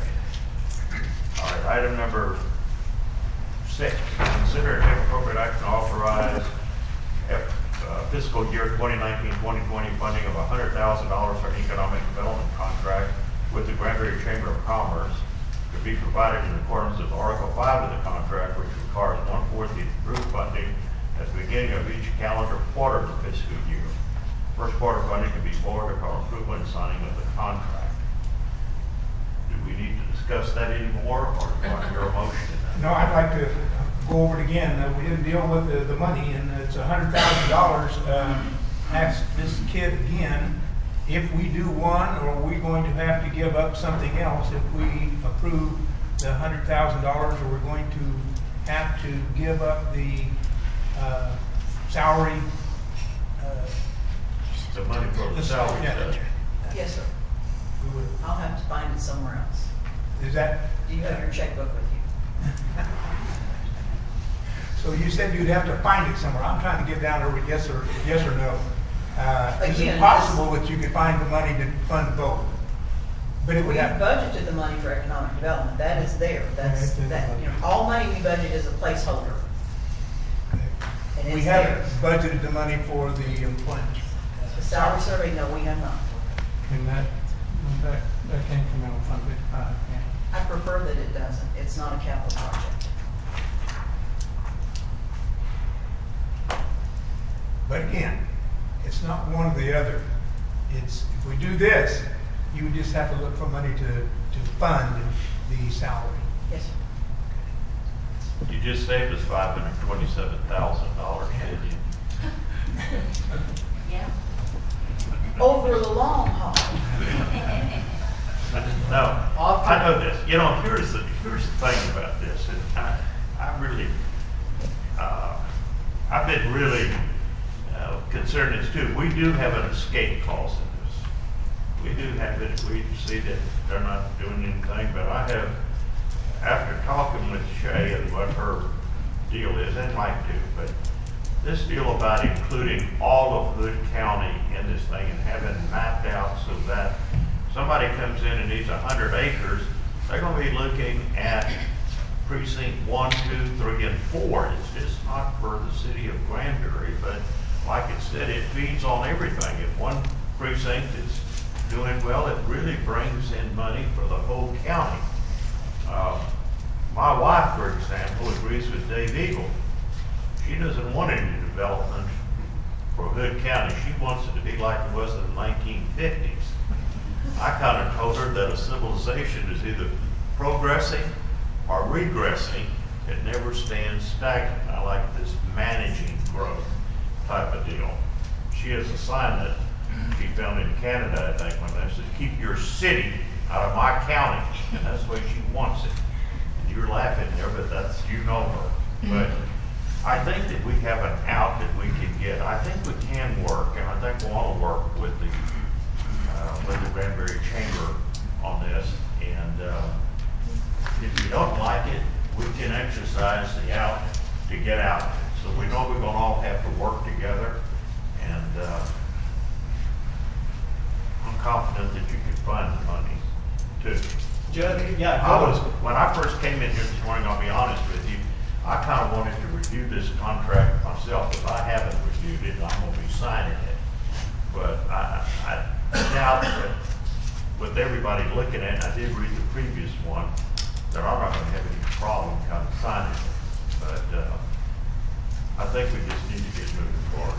Judge, also, correct me if I'm wrong, HR, I did make a motion to approve to go forward with the salary survey, didn't I? And That's allow correct. $40,000. The RFP went out last Friday. Yes, so it's Yeah, done. we did pass it. That's Yes, correct. we voted out the court, got the money for it. So that survey is already there.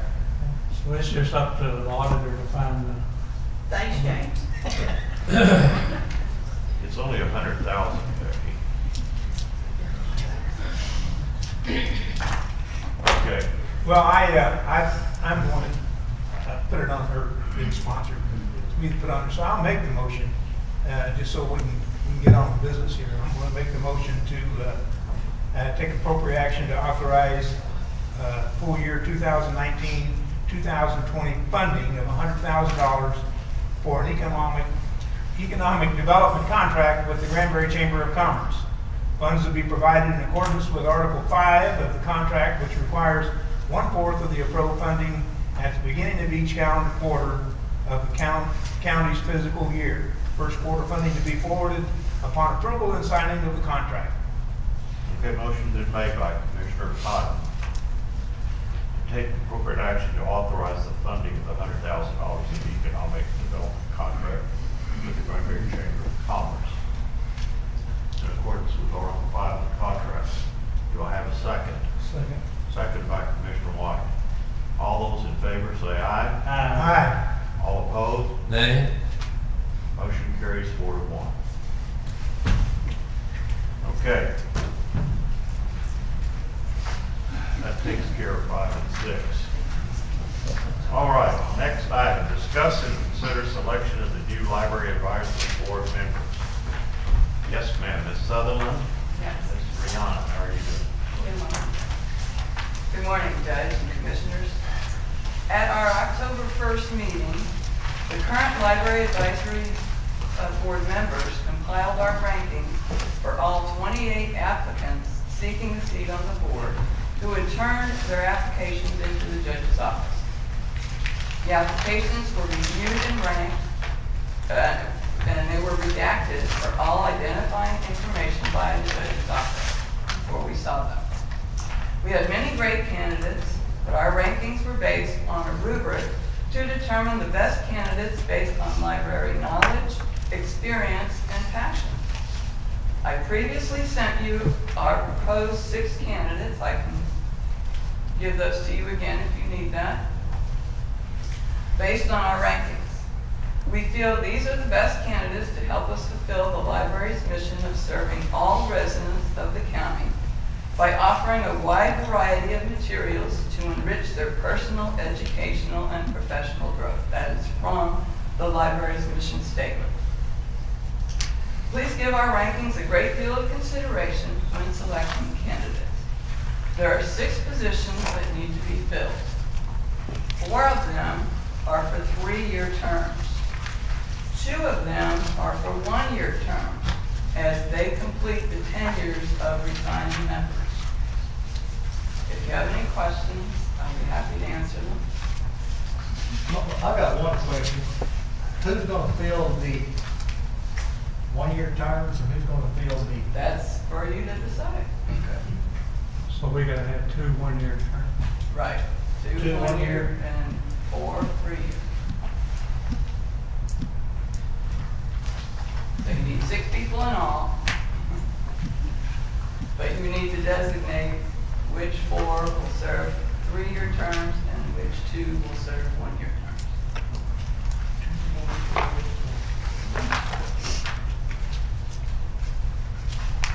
Let me say something here before we take this up.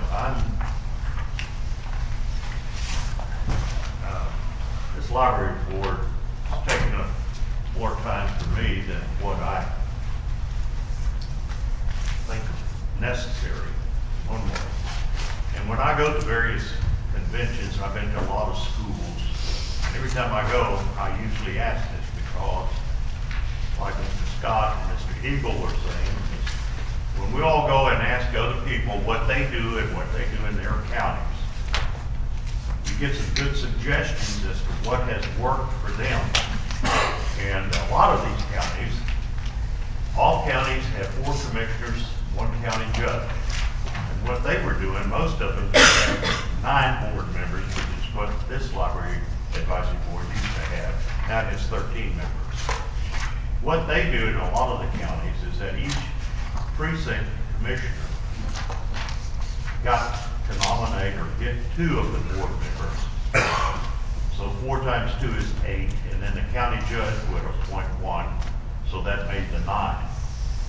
And then, under the Public Library Advisory Board handbook, it says that board members should be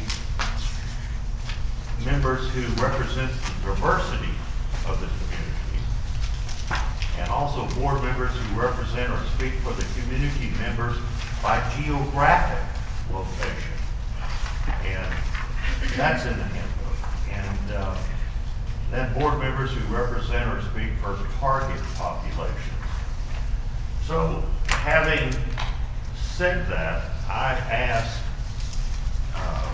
Alicia, who's here today, who helps with the Commissioners Court meeting, to also, in addition to having the names of the people that the library board recommended according to their rubric. And, you know, in a small town, if this were Dallas and he had the applications, you probably wouldn't know who the applicants were. But in a small town like this, when you have an application and you've been around here for a while, you can probably figure out who the applicants really were. Whether that's true or not makes no difference, but somebody asked me at the advisory board meeting that I was at 2 Mondays ago, I guess it was, would we know who the members were? And I said, yes, the applications come to the county judge's office and are there for the full commissioner's court. And that was one of the problems the last time, because the library board was making recommendations and not forwarding to the Commissioners Court all of the applications. That has since been corrected. We have all of them. There were 28 applications to be on the Library Advisory Board. And I think it's great that so many people want to serve. So I guess, having done this before, that we just, I think Commissioner Eager has the most experience regarding this, that we just make a nomination from the Commissioners Court as to who we want to just vote on it here in public. Am I correct? Whatever you want to do, Judge. I guess I can. Does anybody have any better suggestion than that out there? What we What would have you- done, what we have done to come up Hold with it. our candidates is to have everyone rank the applicants. Now, that's time consuming, but that way you get some idea to how to put the information together. That's going to be your biggest problem.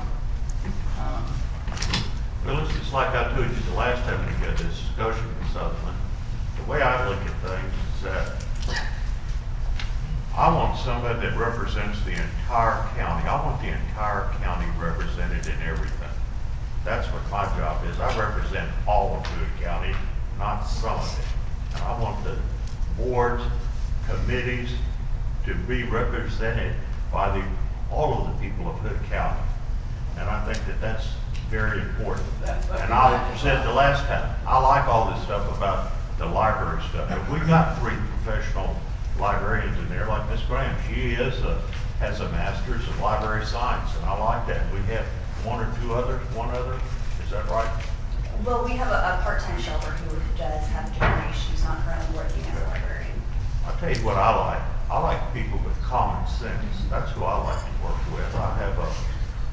I have a law degree and tried cases for a long time, and I found out that you get a 12-man jury, and I'd rather have common people that maybe not even have a high school education, that have such good ideas and have navigated through the treacherous waters of life, that are pretty smart. So I've got what I think I need. I know some of the people. I've talked to some people, and I can make what I want to do is to 1 or 2 people that I recommend that I know. So, Judge, can I make a recommendation? Sure. And let's vote on this. If it shoots down, then we go somewhere else. I would like to, I'm making a recommendation right now to take the 6th library board is asking us to select, and I got them marked down by precinct. One of them's in precinct 3, 2 of them's in precinct 4. No, 3 of them's in precinct 3. No. yeah. Yeah, 2 and 4, 2 and 2. One is in 1, 1 is in 3. I would like, and if I don't get a second, we can go somewhere else with this thing. I would like to go with the recommendation of the Library Advisory Board with the 6 that they recommend for the Library Advisory Board. That's my recommendation. I'll second that. Well, let me say this. I don't have it you have. I've got out of the 6 that they recommended, I have 3 from precinct 1 and 3 from precinct 3. Is that right? No. Actually, precinct 1 has 1, precinct 2 has 2, precinct 3 has 1, precinct 4 has 2. Alicia, would you cover it? Okay, may I comment, Judge? Sure. First of all, I'd like to pass down to all the commissioners a spreadsheet that was provided to me, and I don't know if she said it to everybody, by Karen Rasco, and it delineates who's on the board, what their tenure is, and what precinct they're from. Because I take issue with someone nominating somebody from my precinct. Now, the way I look at this, we've got 6 members going off the board, and we've got, that's going to leave 1 person from precinct 4. There's So there should be 2 more people from precinct 4 put on this board.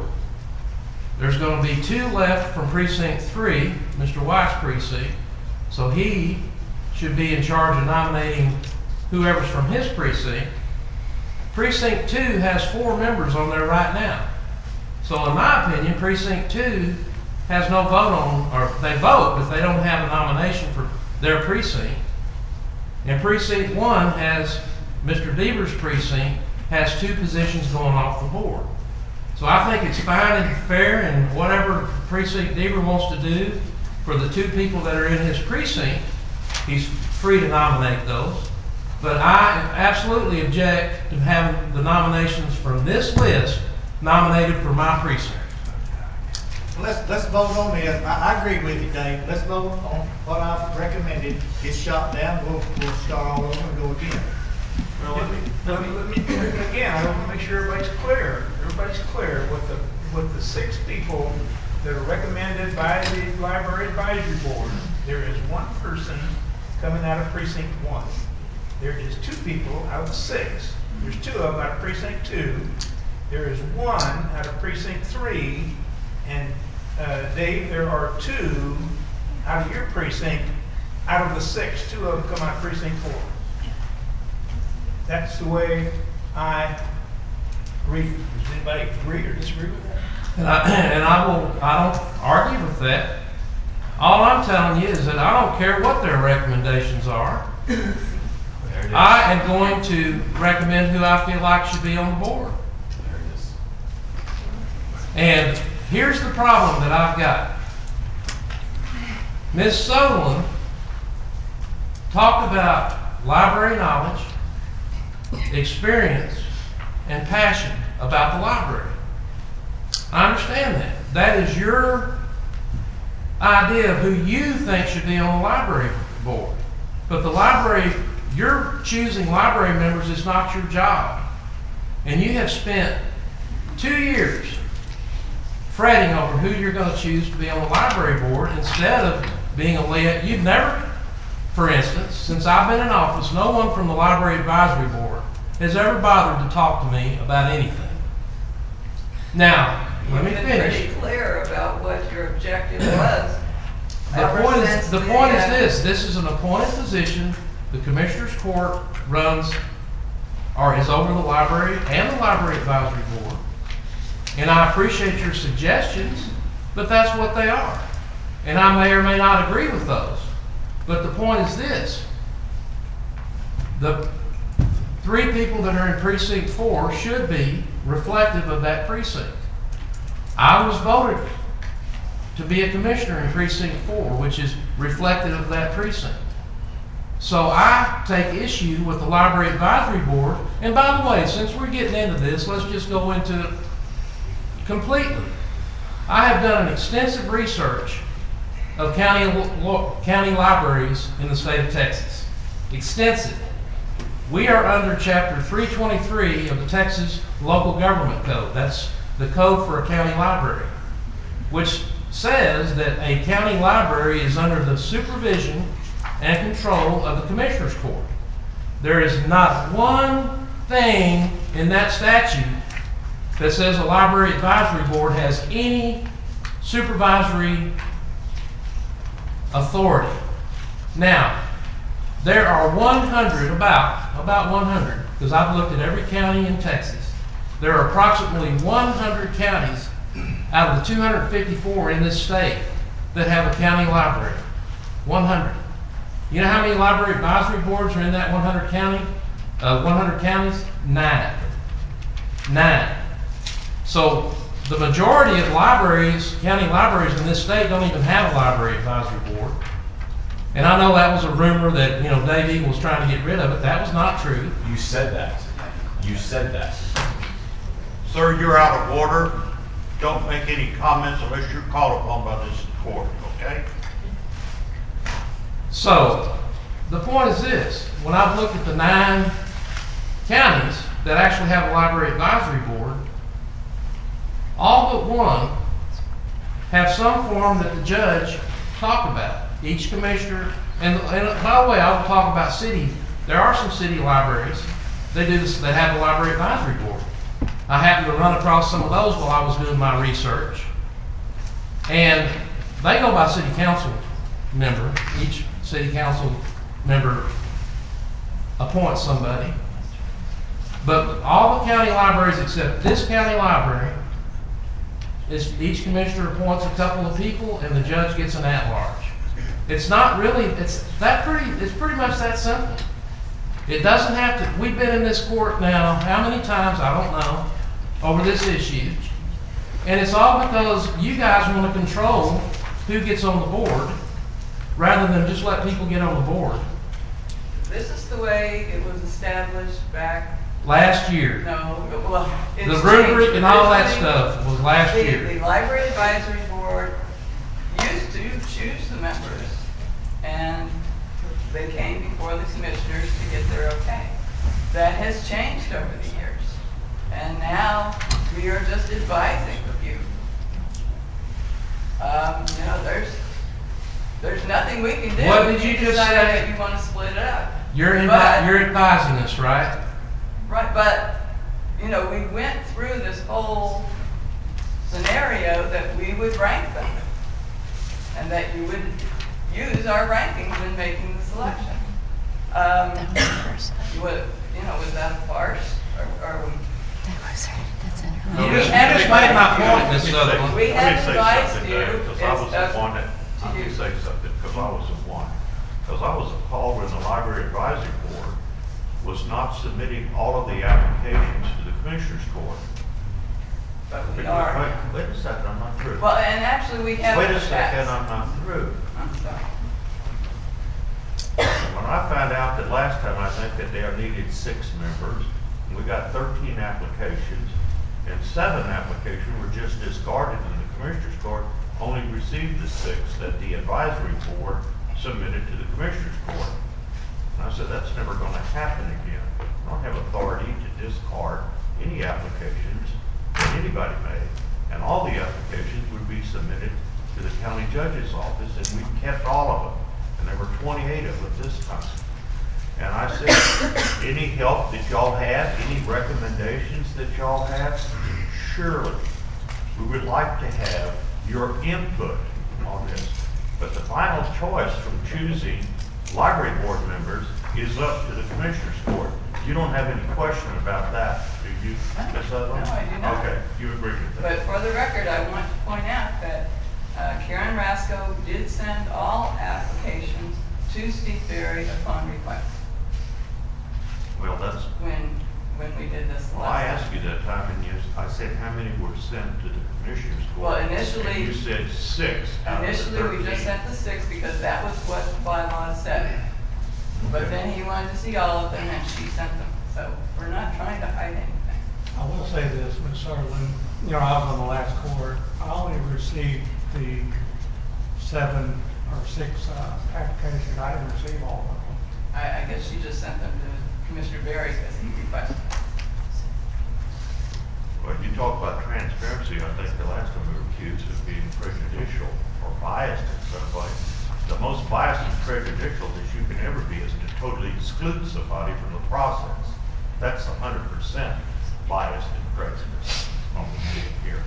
But has anybody got anything else to say? As I understand, the motion is just to accept, as the Library Advisory Board has ranked the 6 vacancies in accordance with their rubric to be accepted as the 6th Library Advisory Board, made by Commissioner Deaver, second by Commissioner Cotton. And anybody else have any other discussion? You know, I'll just say, Judge, that, you know, I've looked at the 6 applicants that they've chosen. You know, I have a couple of them on there that, you know, that on my, in my precinct that I'd like to see on the Library Advisory Board. So it's just, I've ranked each one of them on my own, you know. That's all I got to say about the ranking of them. It's just let it vote. Okay. And I'd like to just say that I'd like my input for at least one of them 13 members on there. Since I was elected by the entire county, I think that I should have some say in at least one of the members on the library board. I don't see how anybody can say that that's unreasonable. But I've overlooked one. Dr. Harold Granick had asked to speak on this, so since it's still in the discussion mode, Dr. Granick, would you like to say something? And I'm sorry for over. Oh, that's okay. Thank you, Judge. Thank you, Commissioners. I'm one of the newer members of the board, but Commissioner Eagle commented about the application and the form, and we actually changed the application form to comply with what he requested. We have the advantage, in some sense, of we see the applications blinded, so we don't take personal thing. I have to admit that looking at the final ranking, except for two of my candidates that widely varied, I was within one or two of what the overall board, which shows what great wisdom they had, that they almost agreed with me. But I think being blinded actually gives us an advantage. Y'all then get to look at the final applications. I would highly, recommend y'all weigh heavily, but y'all of course have the final decision.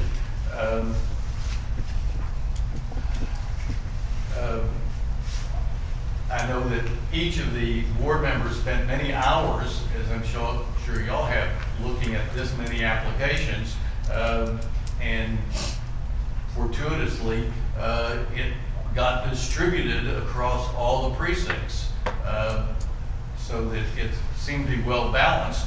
If that continues in the future, it will be a well-distributed thing. I think that the comment that other library advisory boards do it differently, well, Hood County is very special, and I don't think I mind at all that we do it our way and do it a way that seems to work very well and tries to judge simply by having a blinded application, looking at qualifications and enthusiasm and stuff, consistent with the application that Commissioner Eagle had recommended. Let's see if I have any other comments.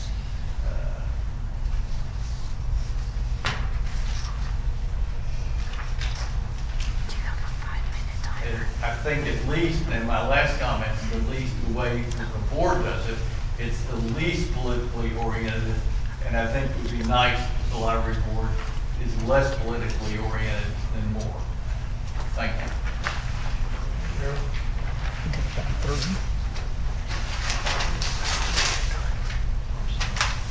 Yes, I do have another applicant, Mr. Daniel Peters, wants to speak on the library advisory board as well. Thank you, Judge. Well, let's call a spade here. The reason this is an issue is because there's been an attempt to institutionalize homophobia in this county. It's still being pursued to this very day.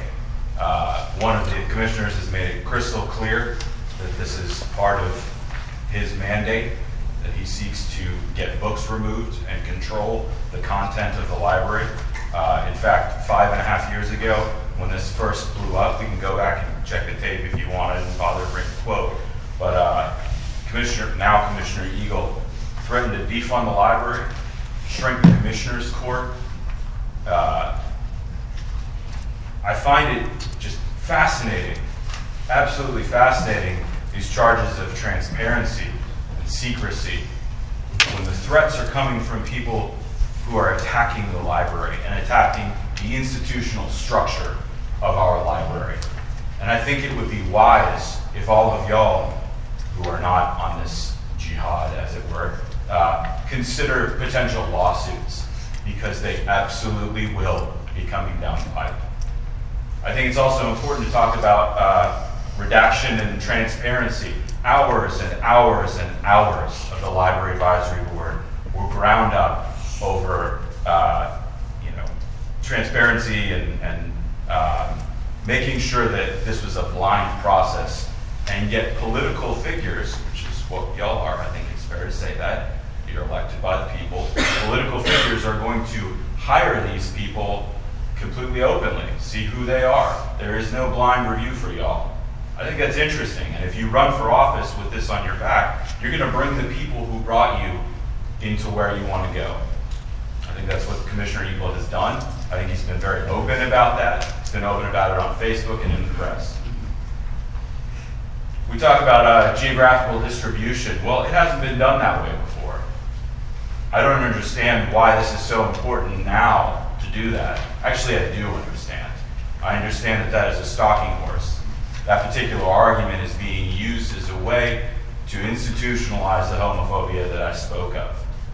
I think you should consider that. I hope that you consider that. I don't know what else can be done. I don't know what else can be made apparent to people. Last time this blew up and was fought in this court, what, like 4 people came, the overwhelming majority of which opposed the censorship being imposed on the library, and now 24 people have applied for the library advisory board position.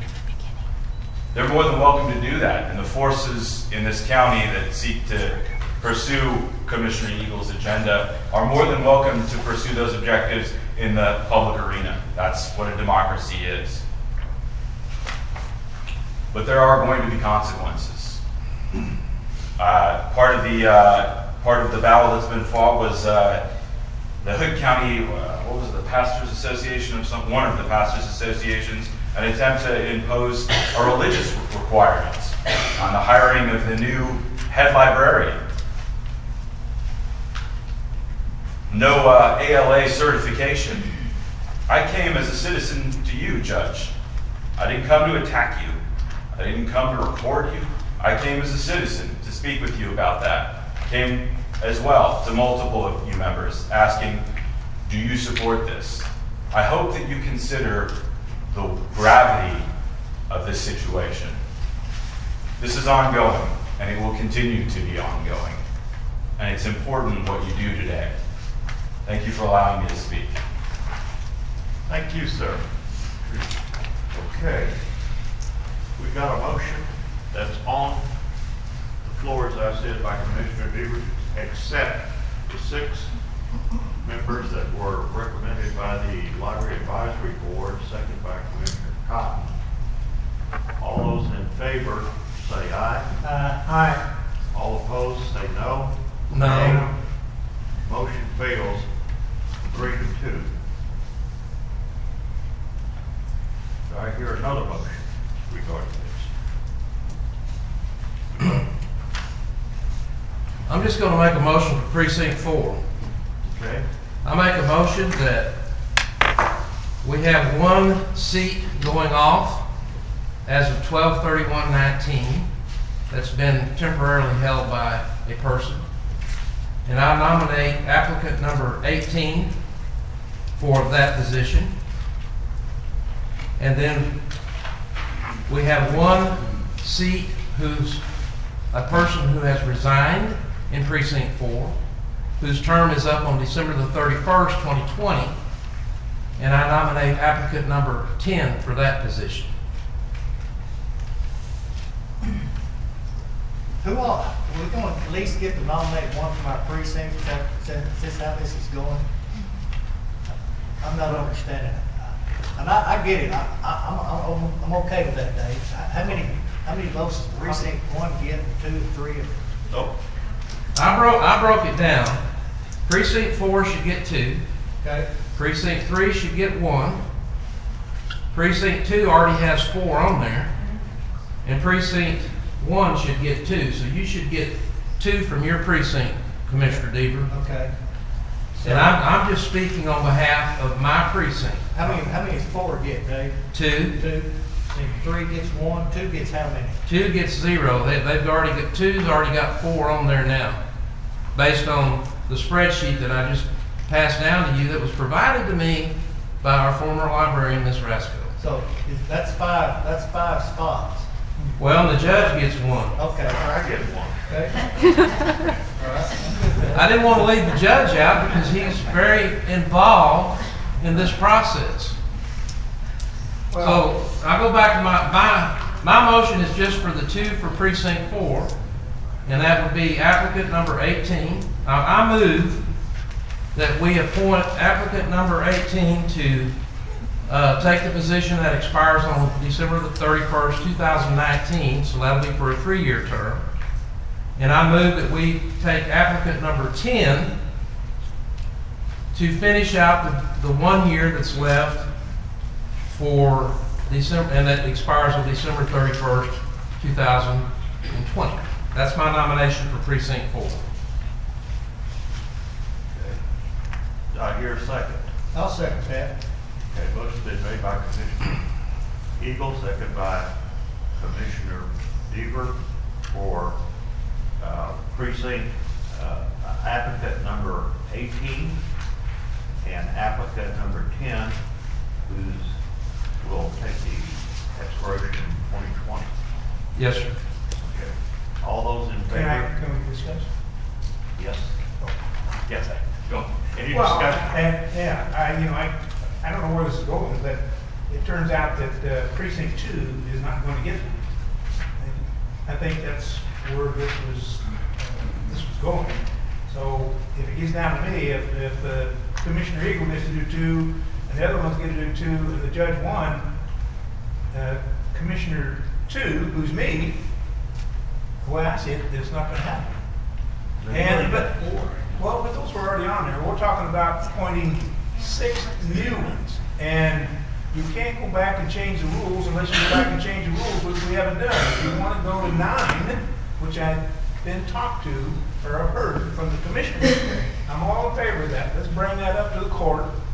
But we haven't done that. We've got 13, and I don't think it's fair that the 6 of the new ones, that precinct 2 doesn't at least get one.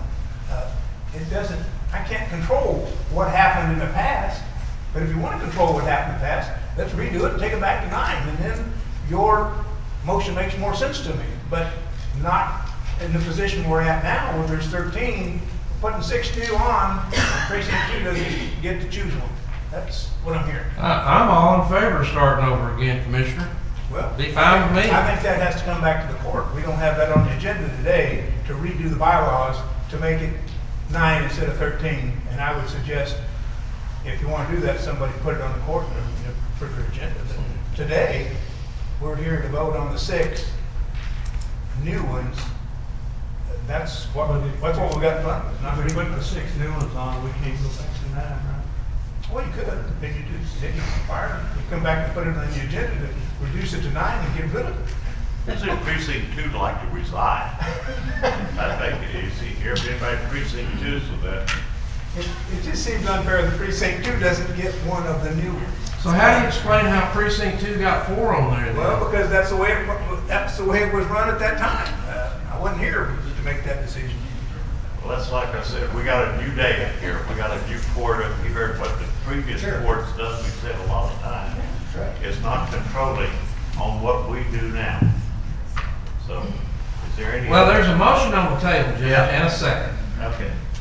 That's what I said. I think any other discussion? Thank you, Mr. Commissioner Cotton. So, the motion is for applicant number 18 and applicant number 10 made by Commissioner Deaver, second by Commissioner White. All in Wait a minute. Commissioner Eagle made the motion, seconded by Commissioner Deaver. I'm sorry. All those in favor say aye. Aye. All opposed? Nay. Motion carries 4-1. All right, let's stop right here for a second. Okay. I gotta get my numbers back. Dave, help me out here. Okay. And Okay. the way I spreadsheet this out, Commissioner, you have 2 going off. You have a seat that's going off on 12/31/19, which is next month, that you need to have somebody appoint somebody, and then you have a seat that's also being filled temporarily until 12/31/20. So you have a 3-year term and a 1-year term in precinct 1 that needs to be filled. To give you 3 people from your precinct on the board. So he gets 2 new ones. He gets 2 new ones. 2 new ones. So what we're doing, we're trying to even it out where everybody's got a representation, right, Dave? That's what. I have no problem with that. I have no problem. I know they have a problem with it, but I don't have a problem with it. Precinct 3 right now has 12 before the resignation. They got 12 on the present. 12 applicants, yeah, for which the largest. He's got a bigger choice. Okay, let's start all over, Dave. Okay, precinct 1 gets 2. Yes, sir. Precinct 2 gets 0. Precinct 3. 1. Precinct 4, 2. And then the judge, if we're gonna get this back in the lane, that was based on my research, what I came up with.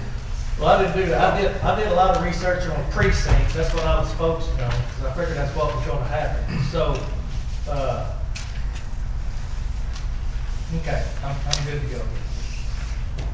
Okay. We're just going to kind of go down the line, and each commissioner gets to pick his 2, and then we vote on it? Is that how we're going to do it? Give us your 2. Okay. I'd like to make a motion for applicant number 1, 3-year term. No, applicant number 2. Applicant number 2. For the 3-year term, and applicant number 6 for the 1-year term.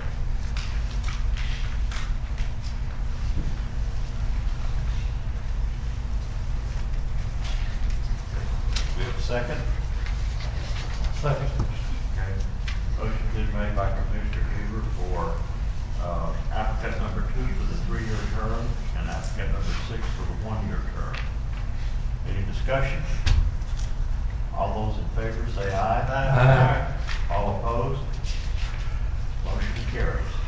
Who seconded that? Thank you. All right. Commissioner, Now we come back Wyatt. Can I make Thank another you. motion? Wyatt. Can I make a motion? Sure, you make that. I'd like to make a motion that precinct 2 gets to pick 1. How we're gonna do? And I would choose applicant. Well, hold it, you gotta get yours. No, I'm just gonna do 1. You're trying to give me none. I'm trying to be reasonable. So I only want 1. You guys can do the rest of it. But I thought at least my precinct of the 6 new ones should at least get 1. That just seems fair to me because until we change the rules and go back to 9, that's my reasoning. So, But which one you want to pick off? You want to retire from? I don't know. The ones that are going to retire are going to retire. I'm just asking to choose 1 applicant from my precinct. So I'm making a motion to choose applicant number 28 as 28. It's 1 of the 6. Okay. So that's my motion. Okay. Commissioner Cotton has made a motion that applicant number 28 be a new applicant that would make, then you would have, what, 5 members on the board? Sounds fair to me. Okay. Okay. All those, do I hear a second to this motion? I'll second that. Okay. Motion been seconded by Commissioner Deaver. All those in favor say aye. Aye. All opposed? Nay. Motion fails, 3-2. Okay. Now, I guess it's up to you, Mr.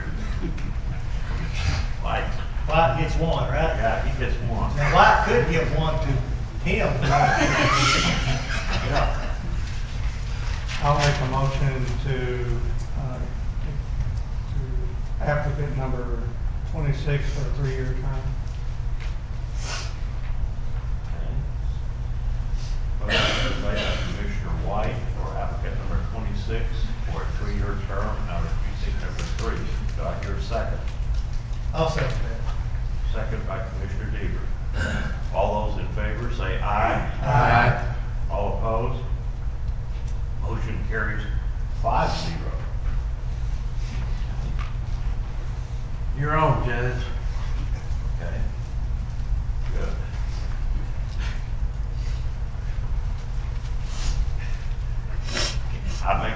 motion that applicant number 12 be appointed to the Library Advisory Board. I'll second that. The motion's been made by the county judge that applicant number 12 be selected to the Library Advisory Board, seconded by Commissioner Eagle. All those in favor say aye. Aye. All opposed? Carries 5-0. Thank you very much. Do you have all these down, Alicia? Is that all of them? What was the term of the last one? Number 12? 3 years or 1 year? There's only 5. I get mine at large. There's only 5. No, there's 6. I had 2, Stevers had 2, White had 1, and the judge had 1. Is it 3 year or 1 Okay. year? Oh, I'm sorry. That would be the position that is ends on 12/31/19. It'll be a 3-year position. 3 years. I got a question for you lawyers. There's no conflict in the bylaws about doing it this fashion versus doing it as they have in the past. There's no conflict to that? I just want to make sure we're not doing anything in conflict with bylaws. Their bylaws have no control over the commissioner's court. Okay. That's their internal bylaws. Okay. Okay. Now, this brings us to item number 8.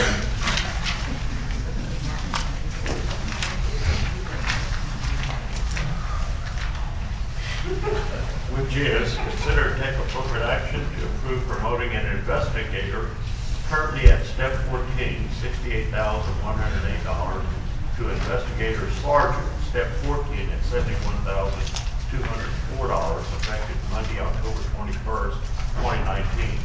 Chief and Sheriff. Judge, Commissioners, I won't take most of your time. After 38 years of law enforcement, Sergeant Elam retired from our agency, and so we have promoted one of the investigators to the investigator sergeant. The one we're promoting has almost 25 years with our agency, and I was just asking for a lateral promotion from investigator to investigator sergeant.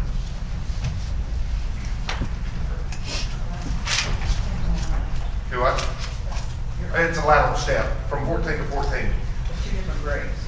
Different step grade. Can I ask what the reason is for October 21st? That is when he assumed that position as Sergeant Elam left. Sergeant Elam had 80 hours of vacation time paid out and a ton of comp time paid out also. Okay. I don't know. We'll have to revisit that, if y'all don't mind. Okay. The actual start date, not doing it, but we'll need to make sure that you don't go over your budget in that particular line.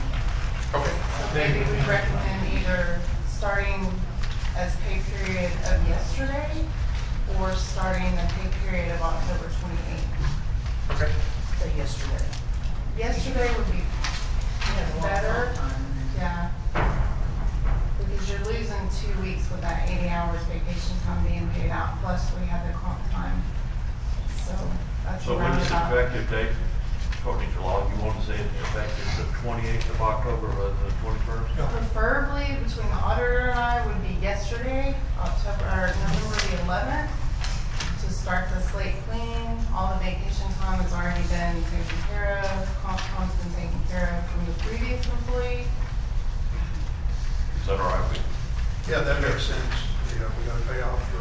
All right, take that to October, from October the 21st, 2019 to November the 11th of 2019. Steve, I'll ask something a minute. You're taking the investigator and moving him into the investigator sergeant. Yes, sir.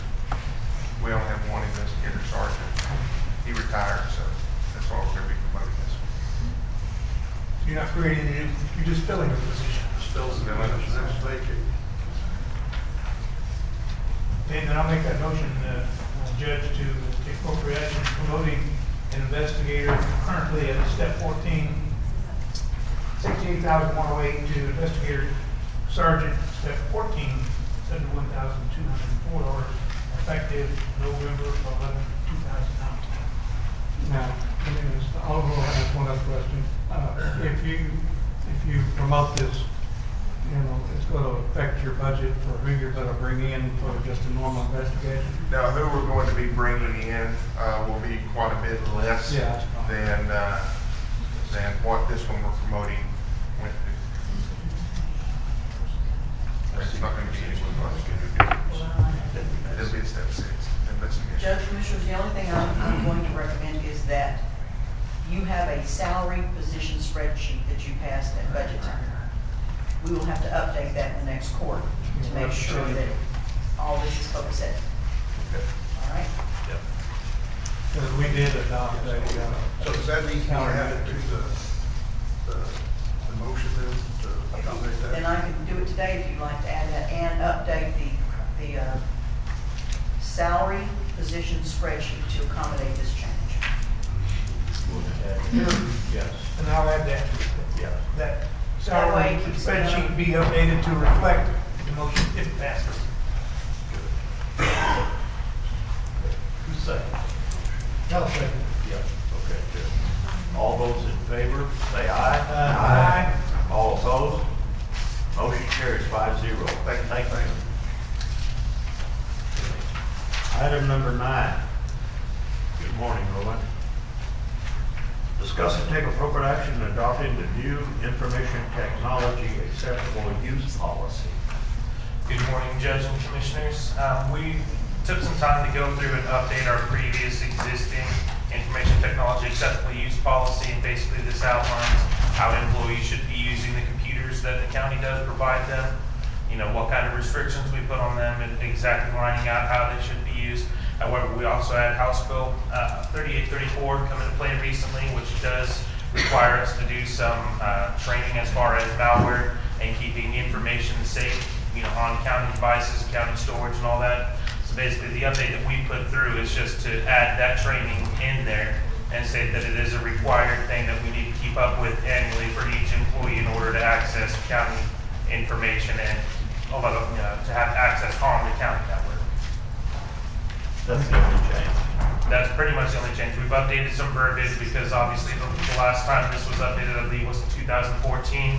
And since then, some things have changed. Some technology has kind of gone out of the way. Some has gone, a little bit more popular with, cell phones and all that. So a lot of the verbiage has changed. But the only major change is including that training in there.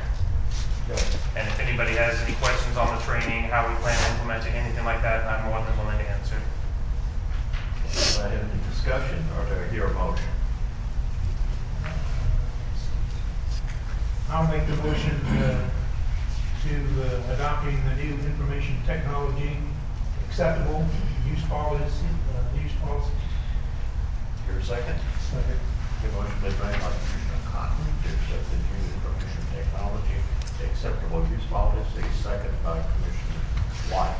All those in favor say aye. Aye. All opposed? Motion carries 5-0. Thank you all. Okay, discuss and take appropriate action adopting the new salary or telephone policy. Over again.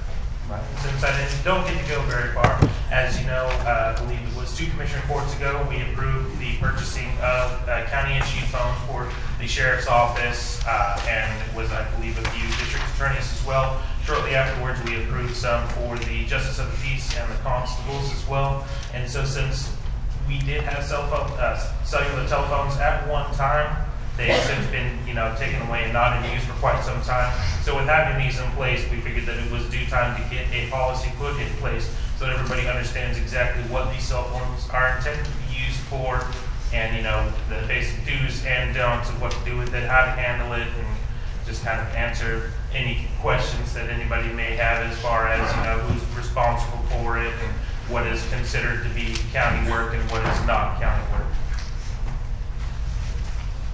I think that's pretty simple. Yeah. Do I hear a motion in regard to item number 10? So moved. Okay, motion is made by Commissioner Teeter to adopt the new cellular telephone policy, second by Commissioner Cotton. All those in favor, say aye. Aye. All opposed, motion carries 5-0. Thank you, and if I may as well, I would like to say thank you for including my employee, Ricky Jones, into the prayer this morning. I do appreciate it very much. You're most welcome. Please convey our condolences to his family, too. Thank you. Thank you. Okay, Mr. Jay Riley, Receive an update on the progress of the energy efficient lighting upgrade for Hood County facility. Good morning, Judge.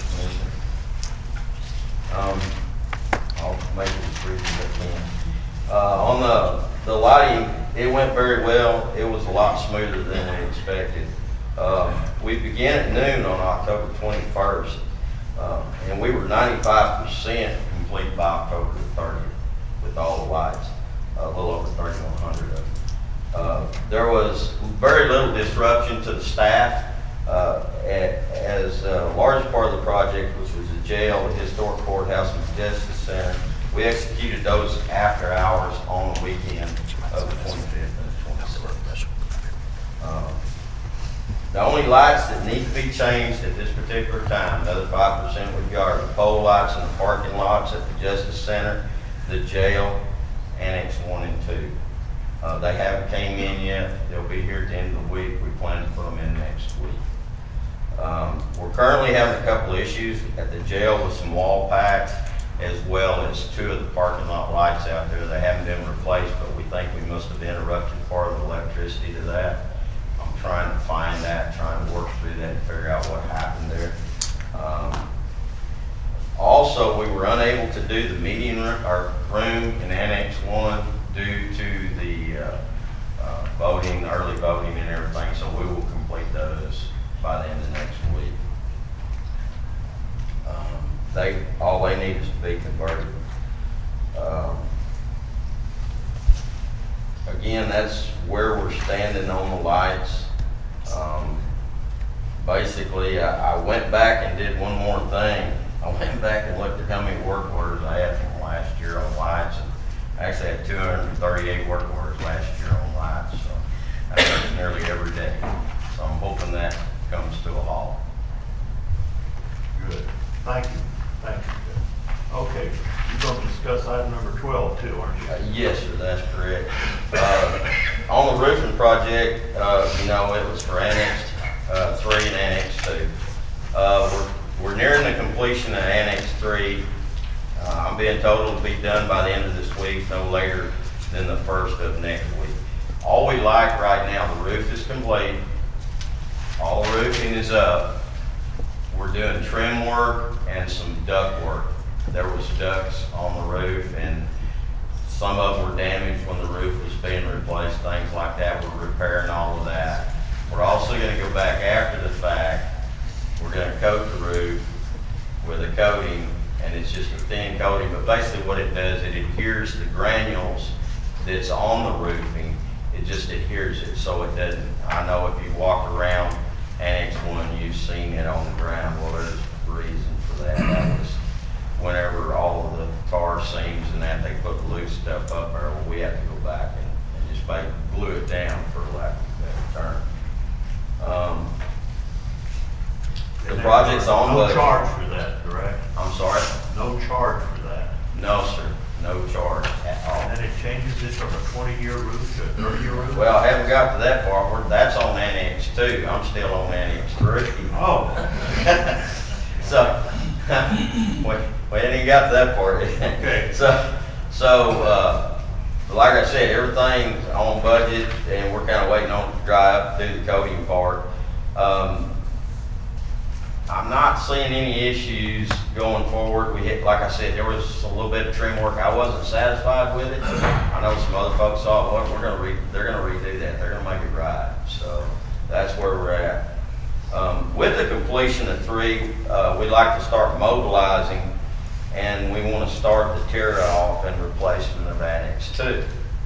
Having said that, Drone came to us as well as Garland.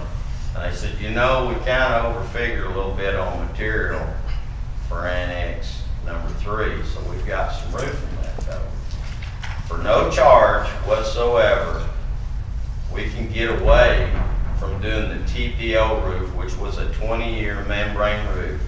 We can go with the asphalt like we did on Annex 3 for no charge, no cost, nothing coming out of the counties. Gain 10 years maintenance warranty. Gain an extra 10 years. Yes, it's a 30-year, no dollar limit warranty, just like Annex 3. So we can do It's a that. no-brainer, isn't it, Judge? Yeah, that's a no-brainer there. Good. So, anyway, I'd like to do that. The other thing is, we went through U.S. Commodities, DVS, which was part of Garland.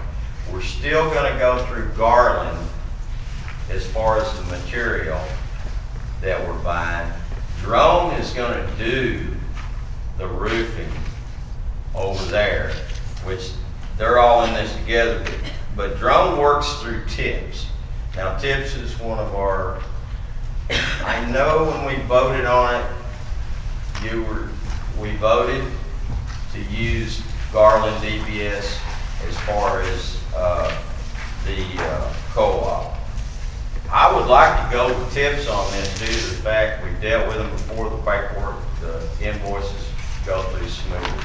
It's not going to cost us any money, but yet we're not really saving anything. We're still under budget. I just want to switch gears a little bit due to some issues we had receiving invoices on time, getting things paid like they should. Nothing on our end.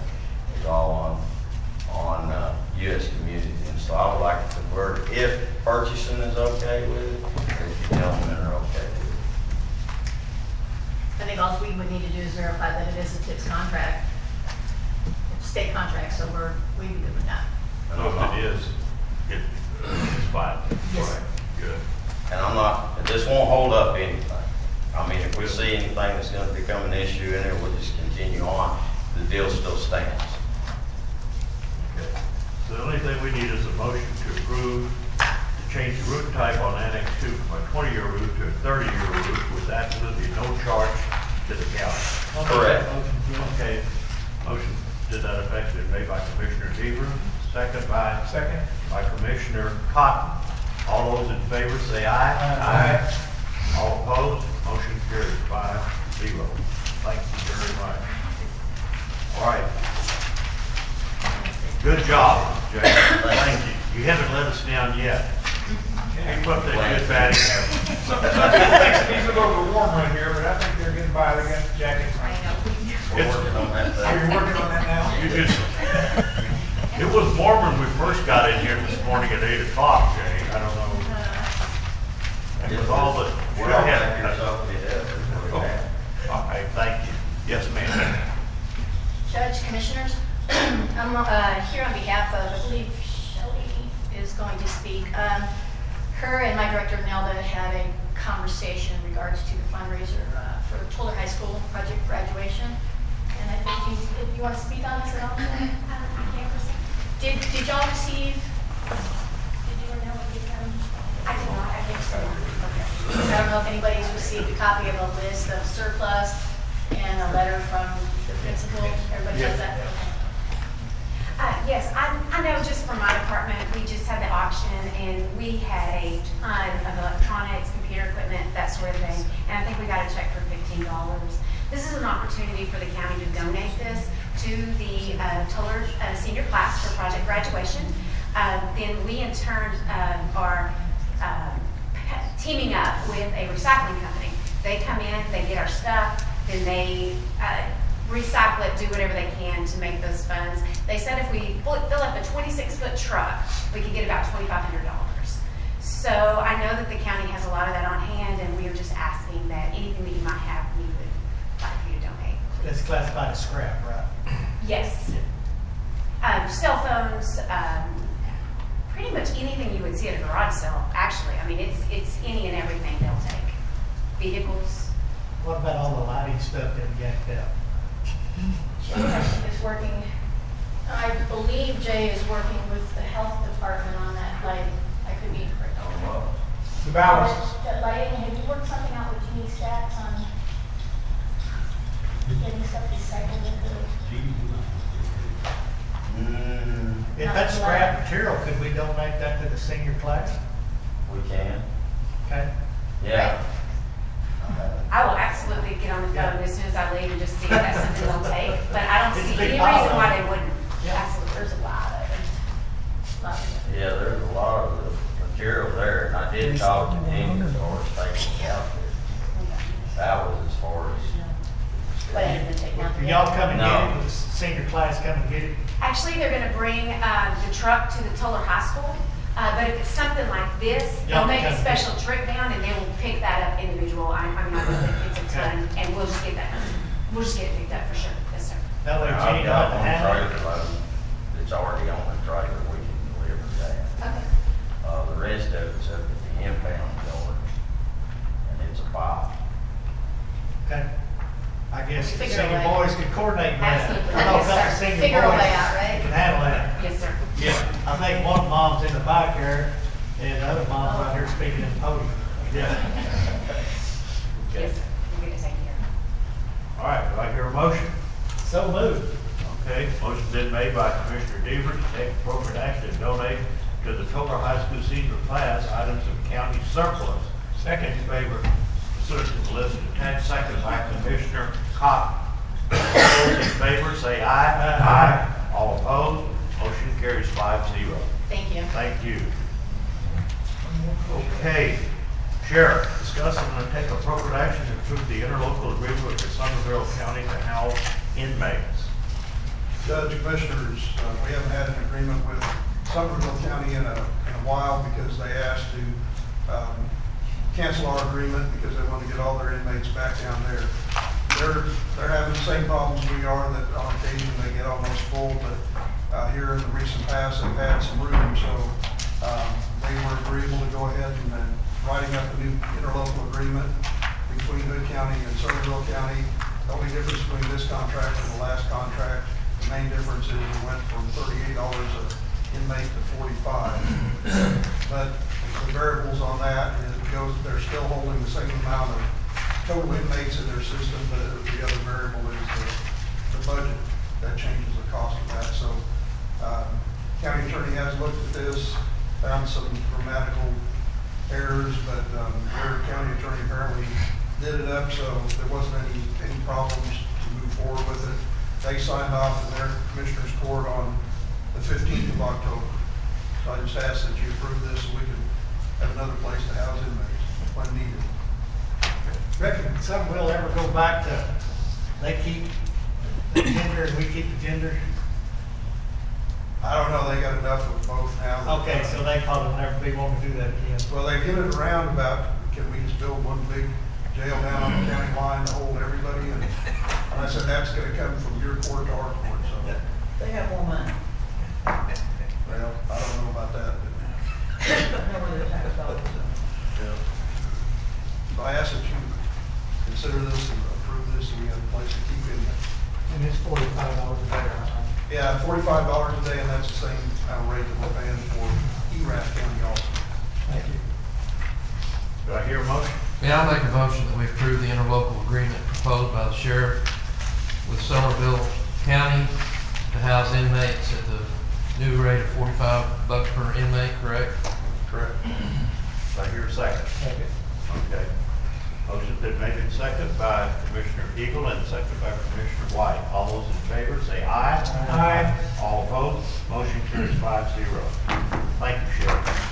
The second one, I guess that's you too? Oh, no, you're. How are you? We're both gonna talk. Okay, both y'all gonna talk?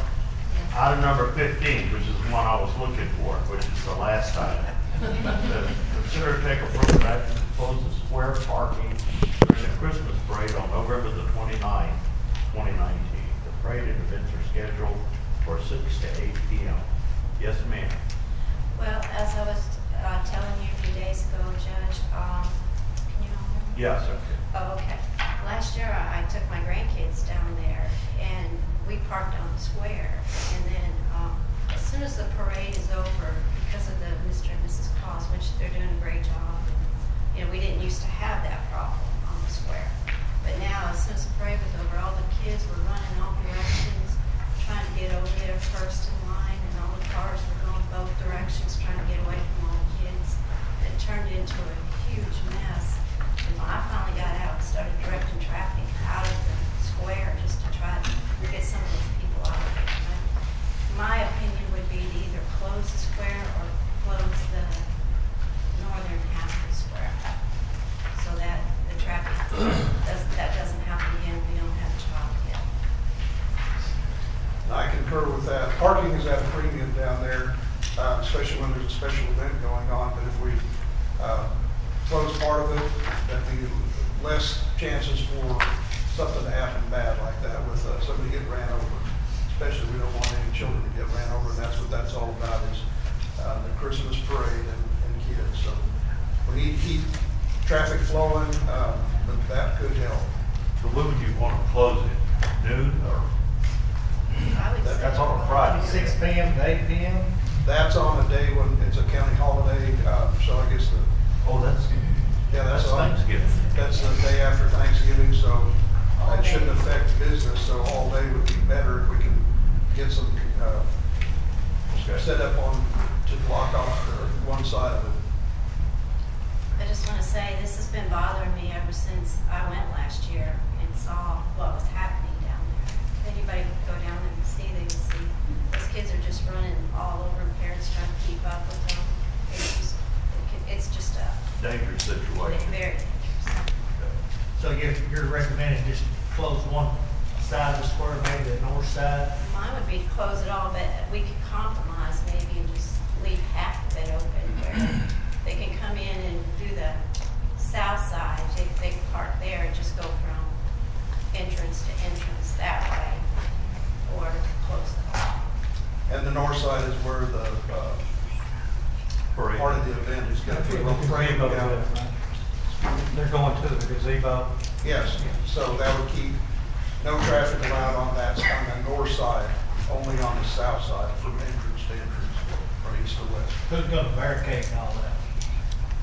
Well, I'll talk with the city or talk to Don Mulaney if we can borrow some of his. Okay. I'll talk to the city because they end up, I'll talk to them first. There's a man out there. He's Yeah, shaking his head. spirit of cooperation right there, Mayor, right? I put out the first. All right. Good deal. But either Okay. way would work. I think to be the safest, the whole square, but if you don't want to do that, then I think we can do The whole square, nobody working. Who's on the square? Who's parking on the road? It's safer that way. because those kids are running, believe me, they're running. Who's going to make a motion after considering all this? I'll make that motion to close the parking lot for the 29th of November, what, 8 p.m.? If you let people go in there during the day, it'll be harder to get them out, so. Better get the first thing closes at 8 a.m. To the evening. I hear a second. Okay, motion been made by Commissioner Cotton Commissioner Cotton to close the County Square parking lot on November the 29th, all day.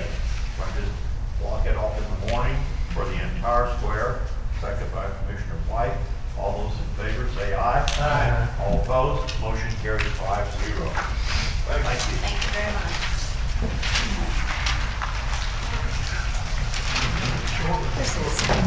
Hey.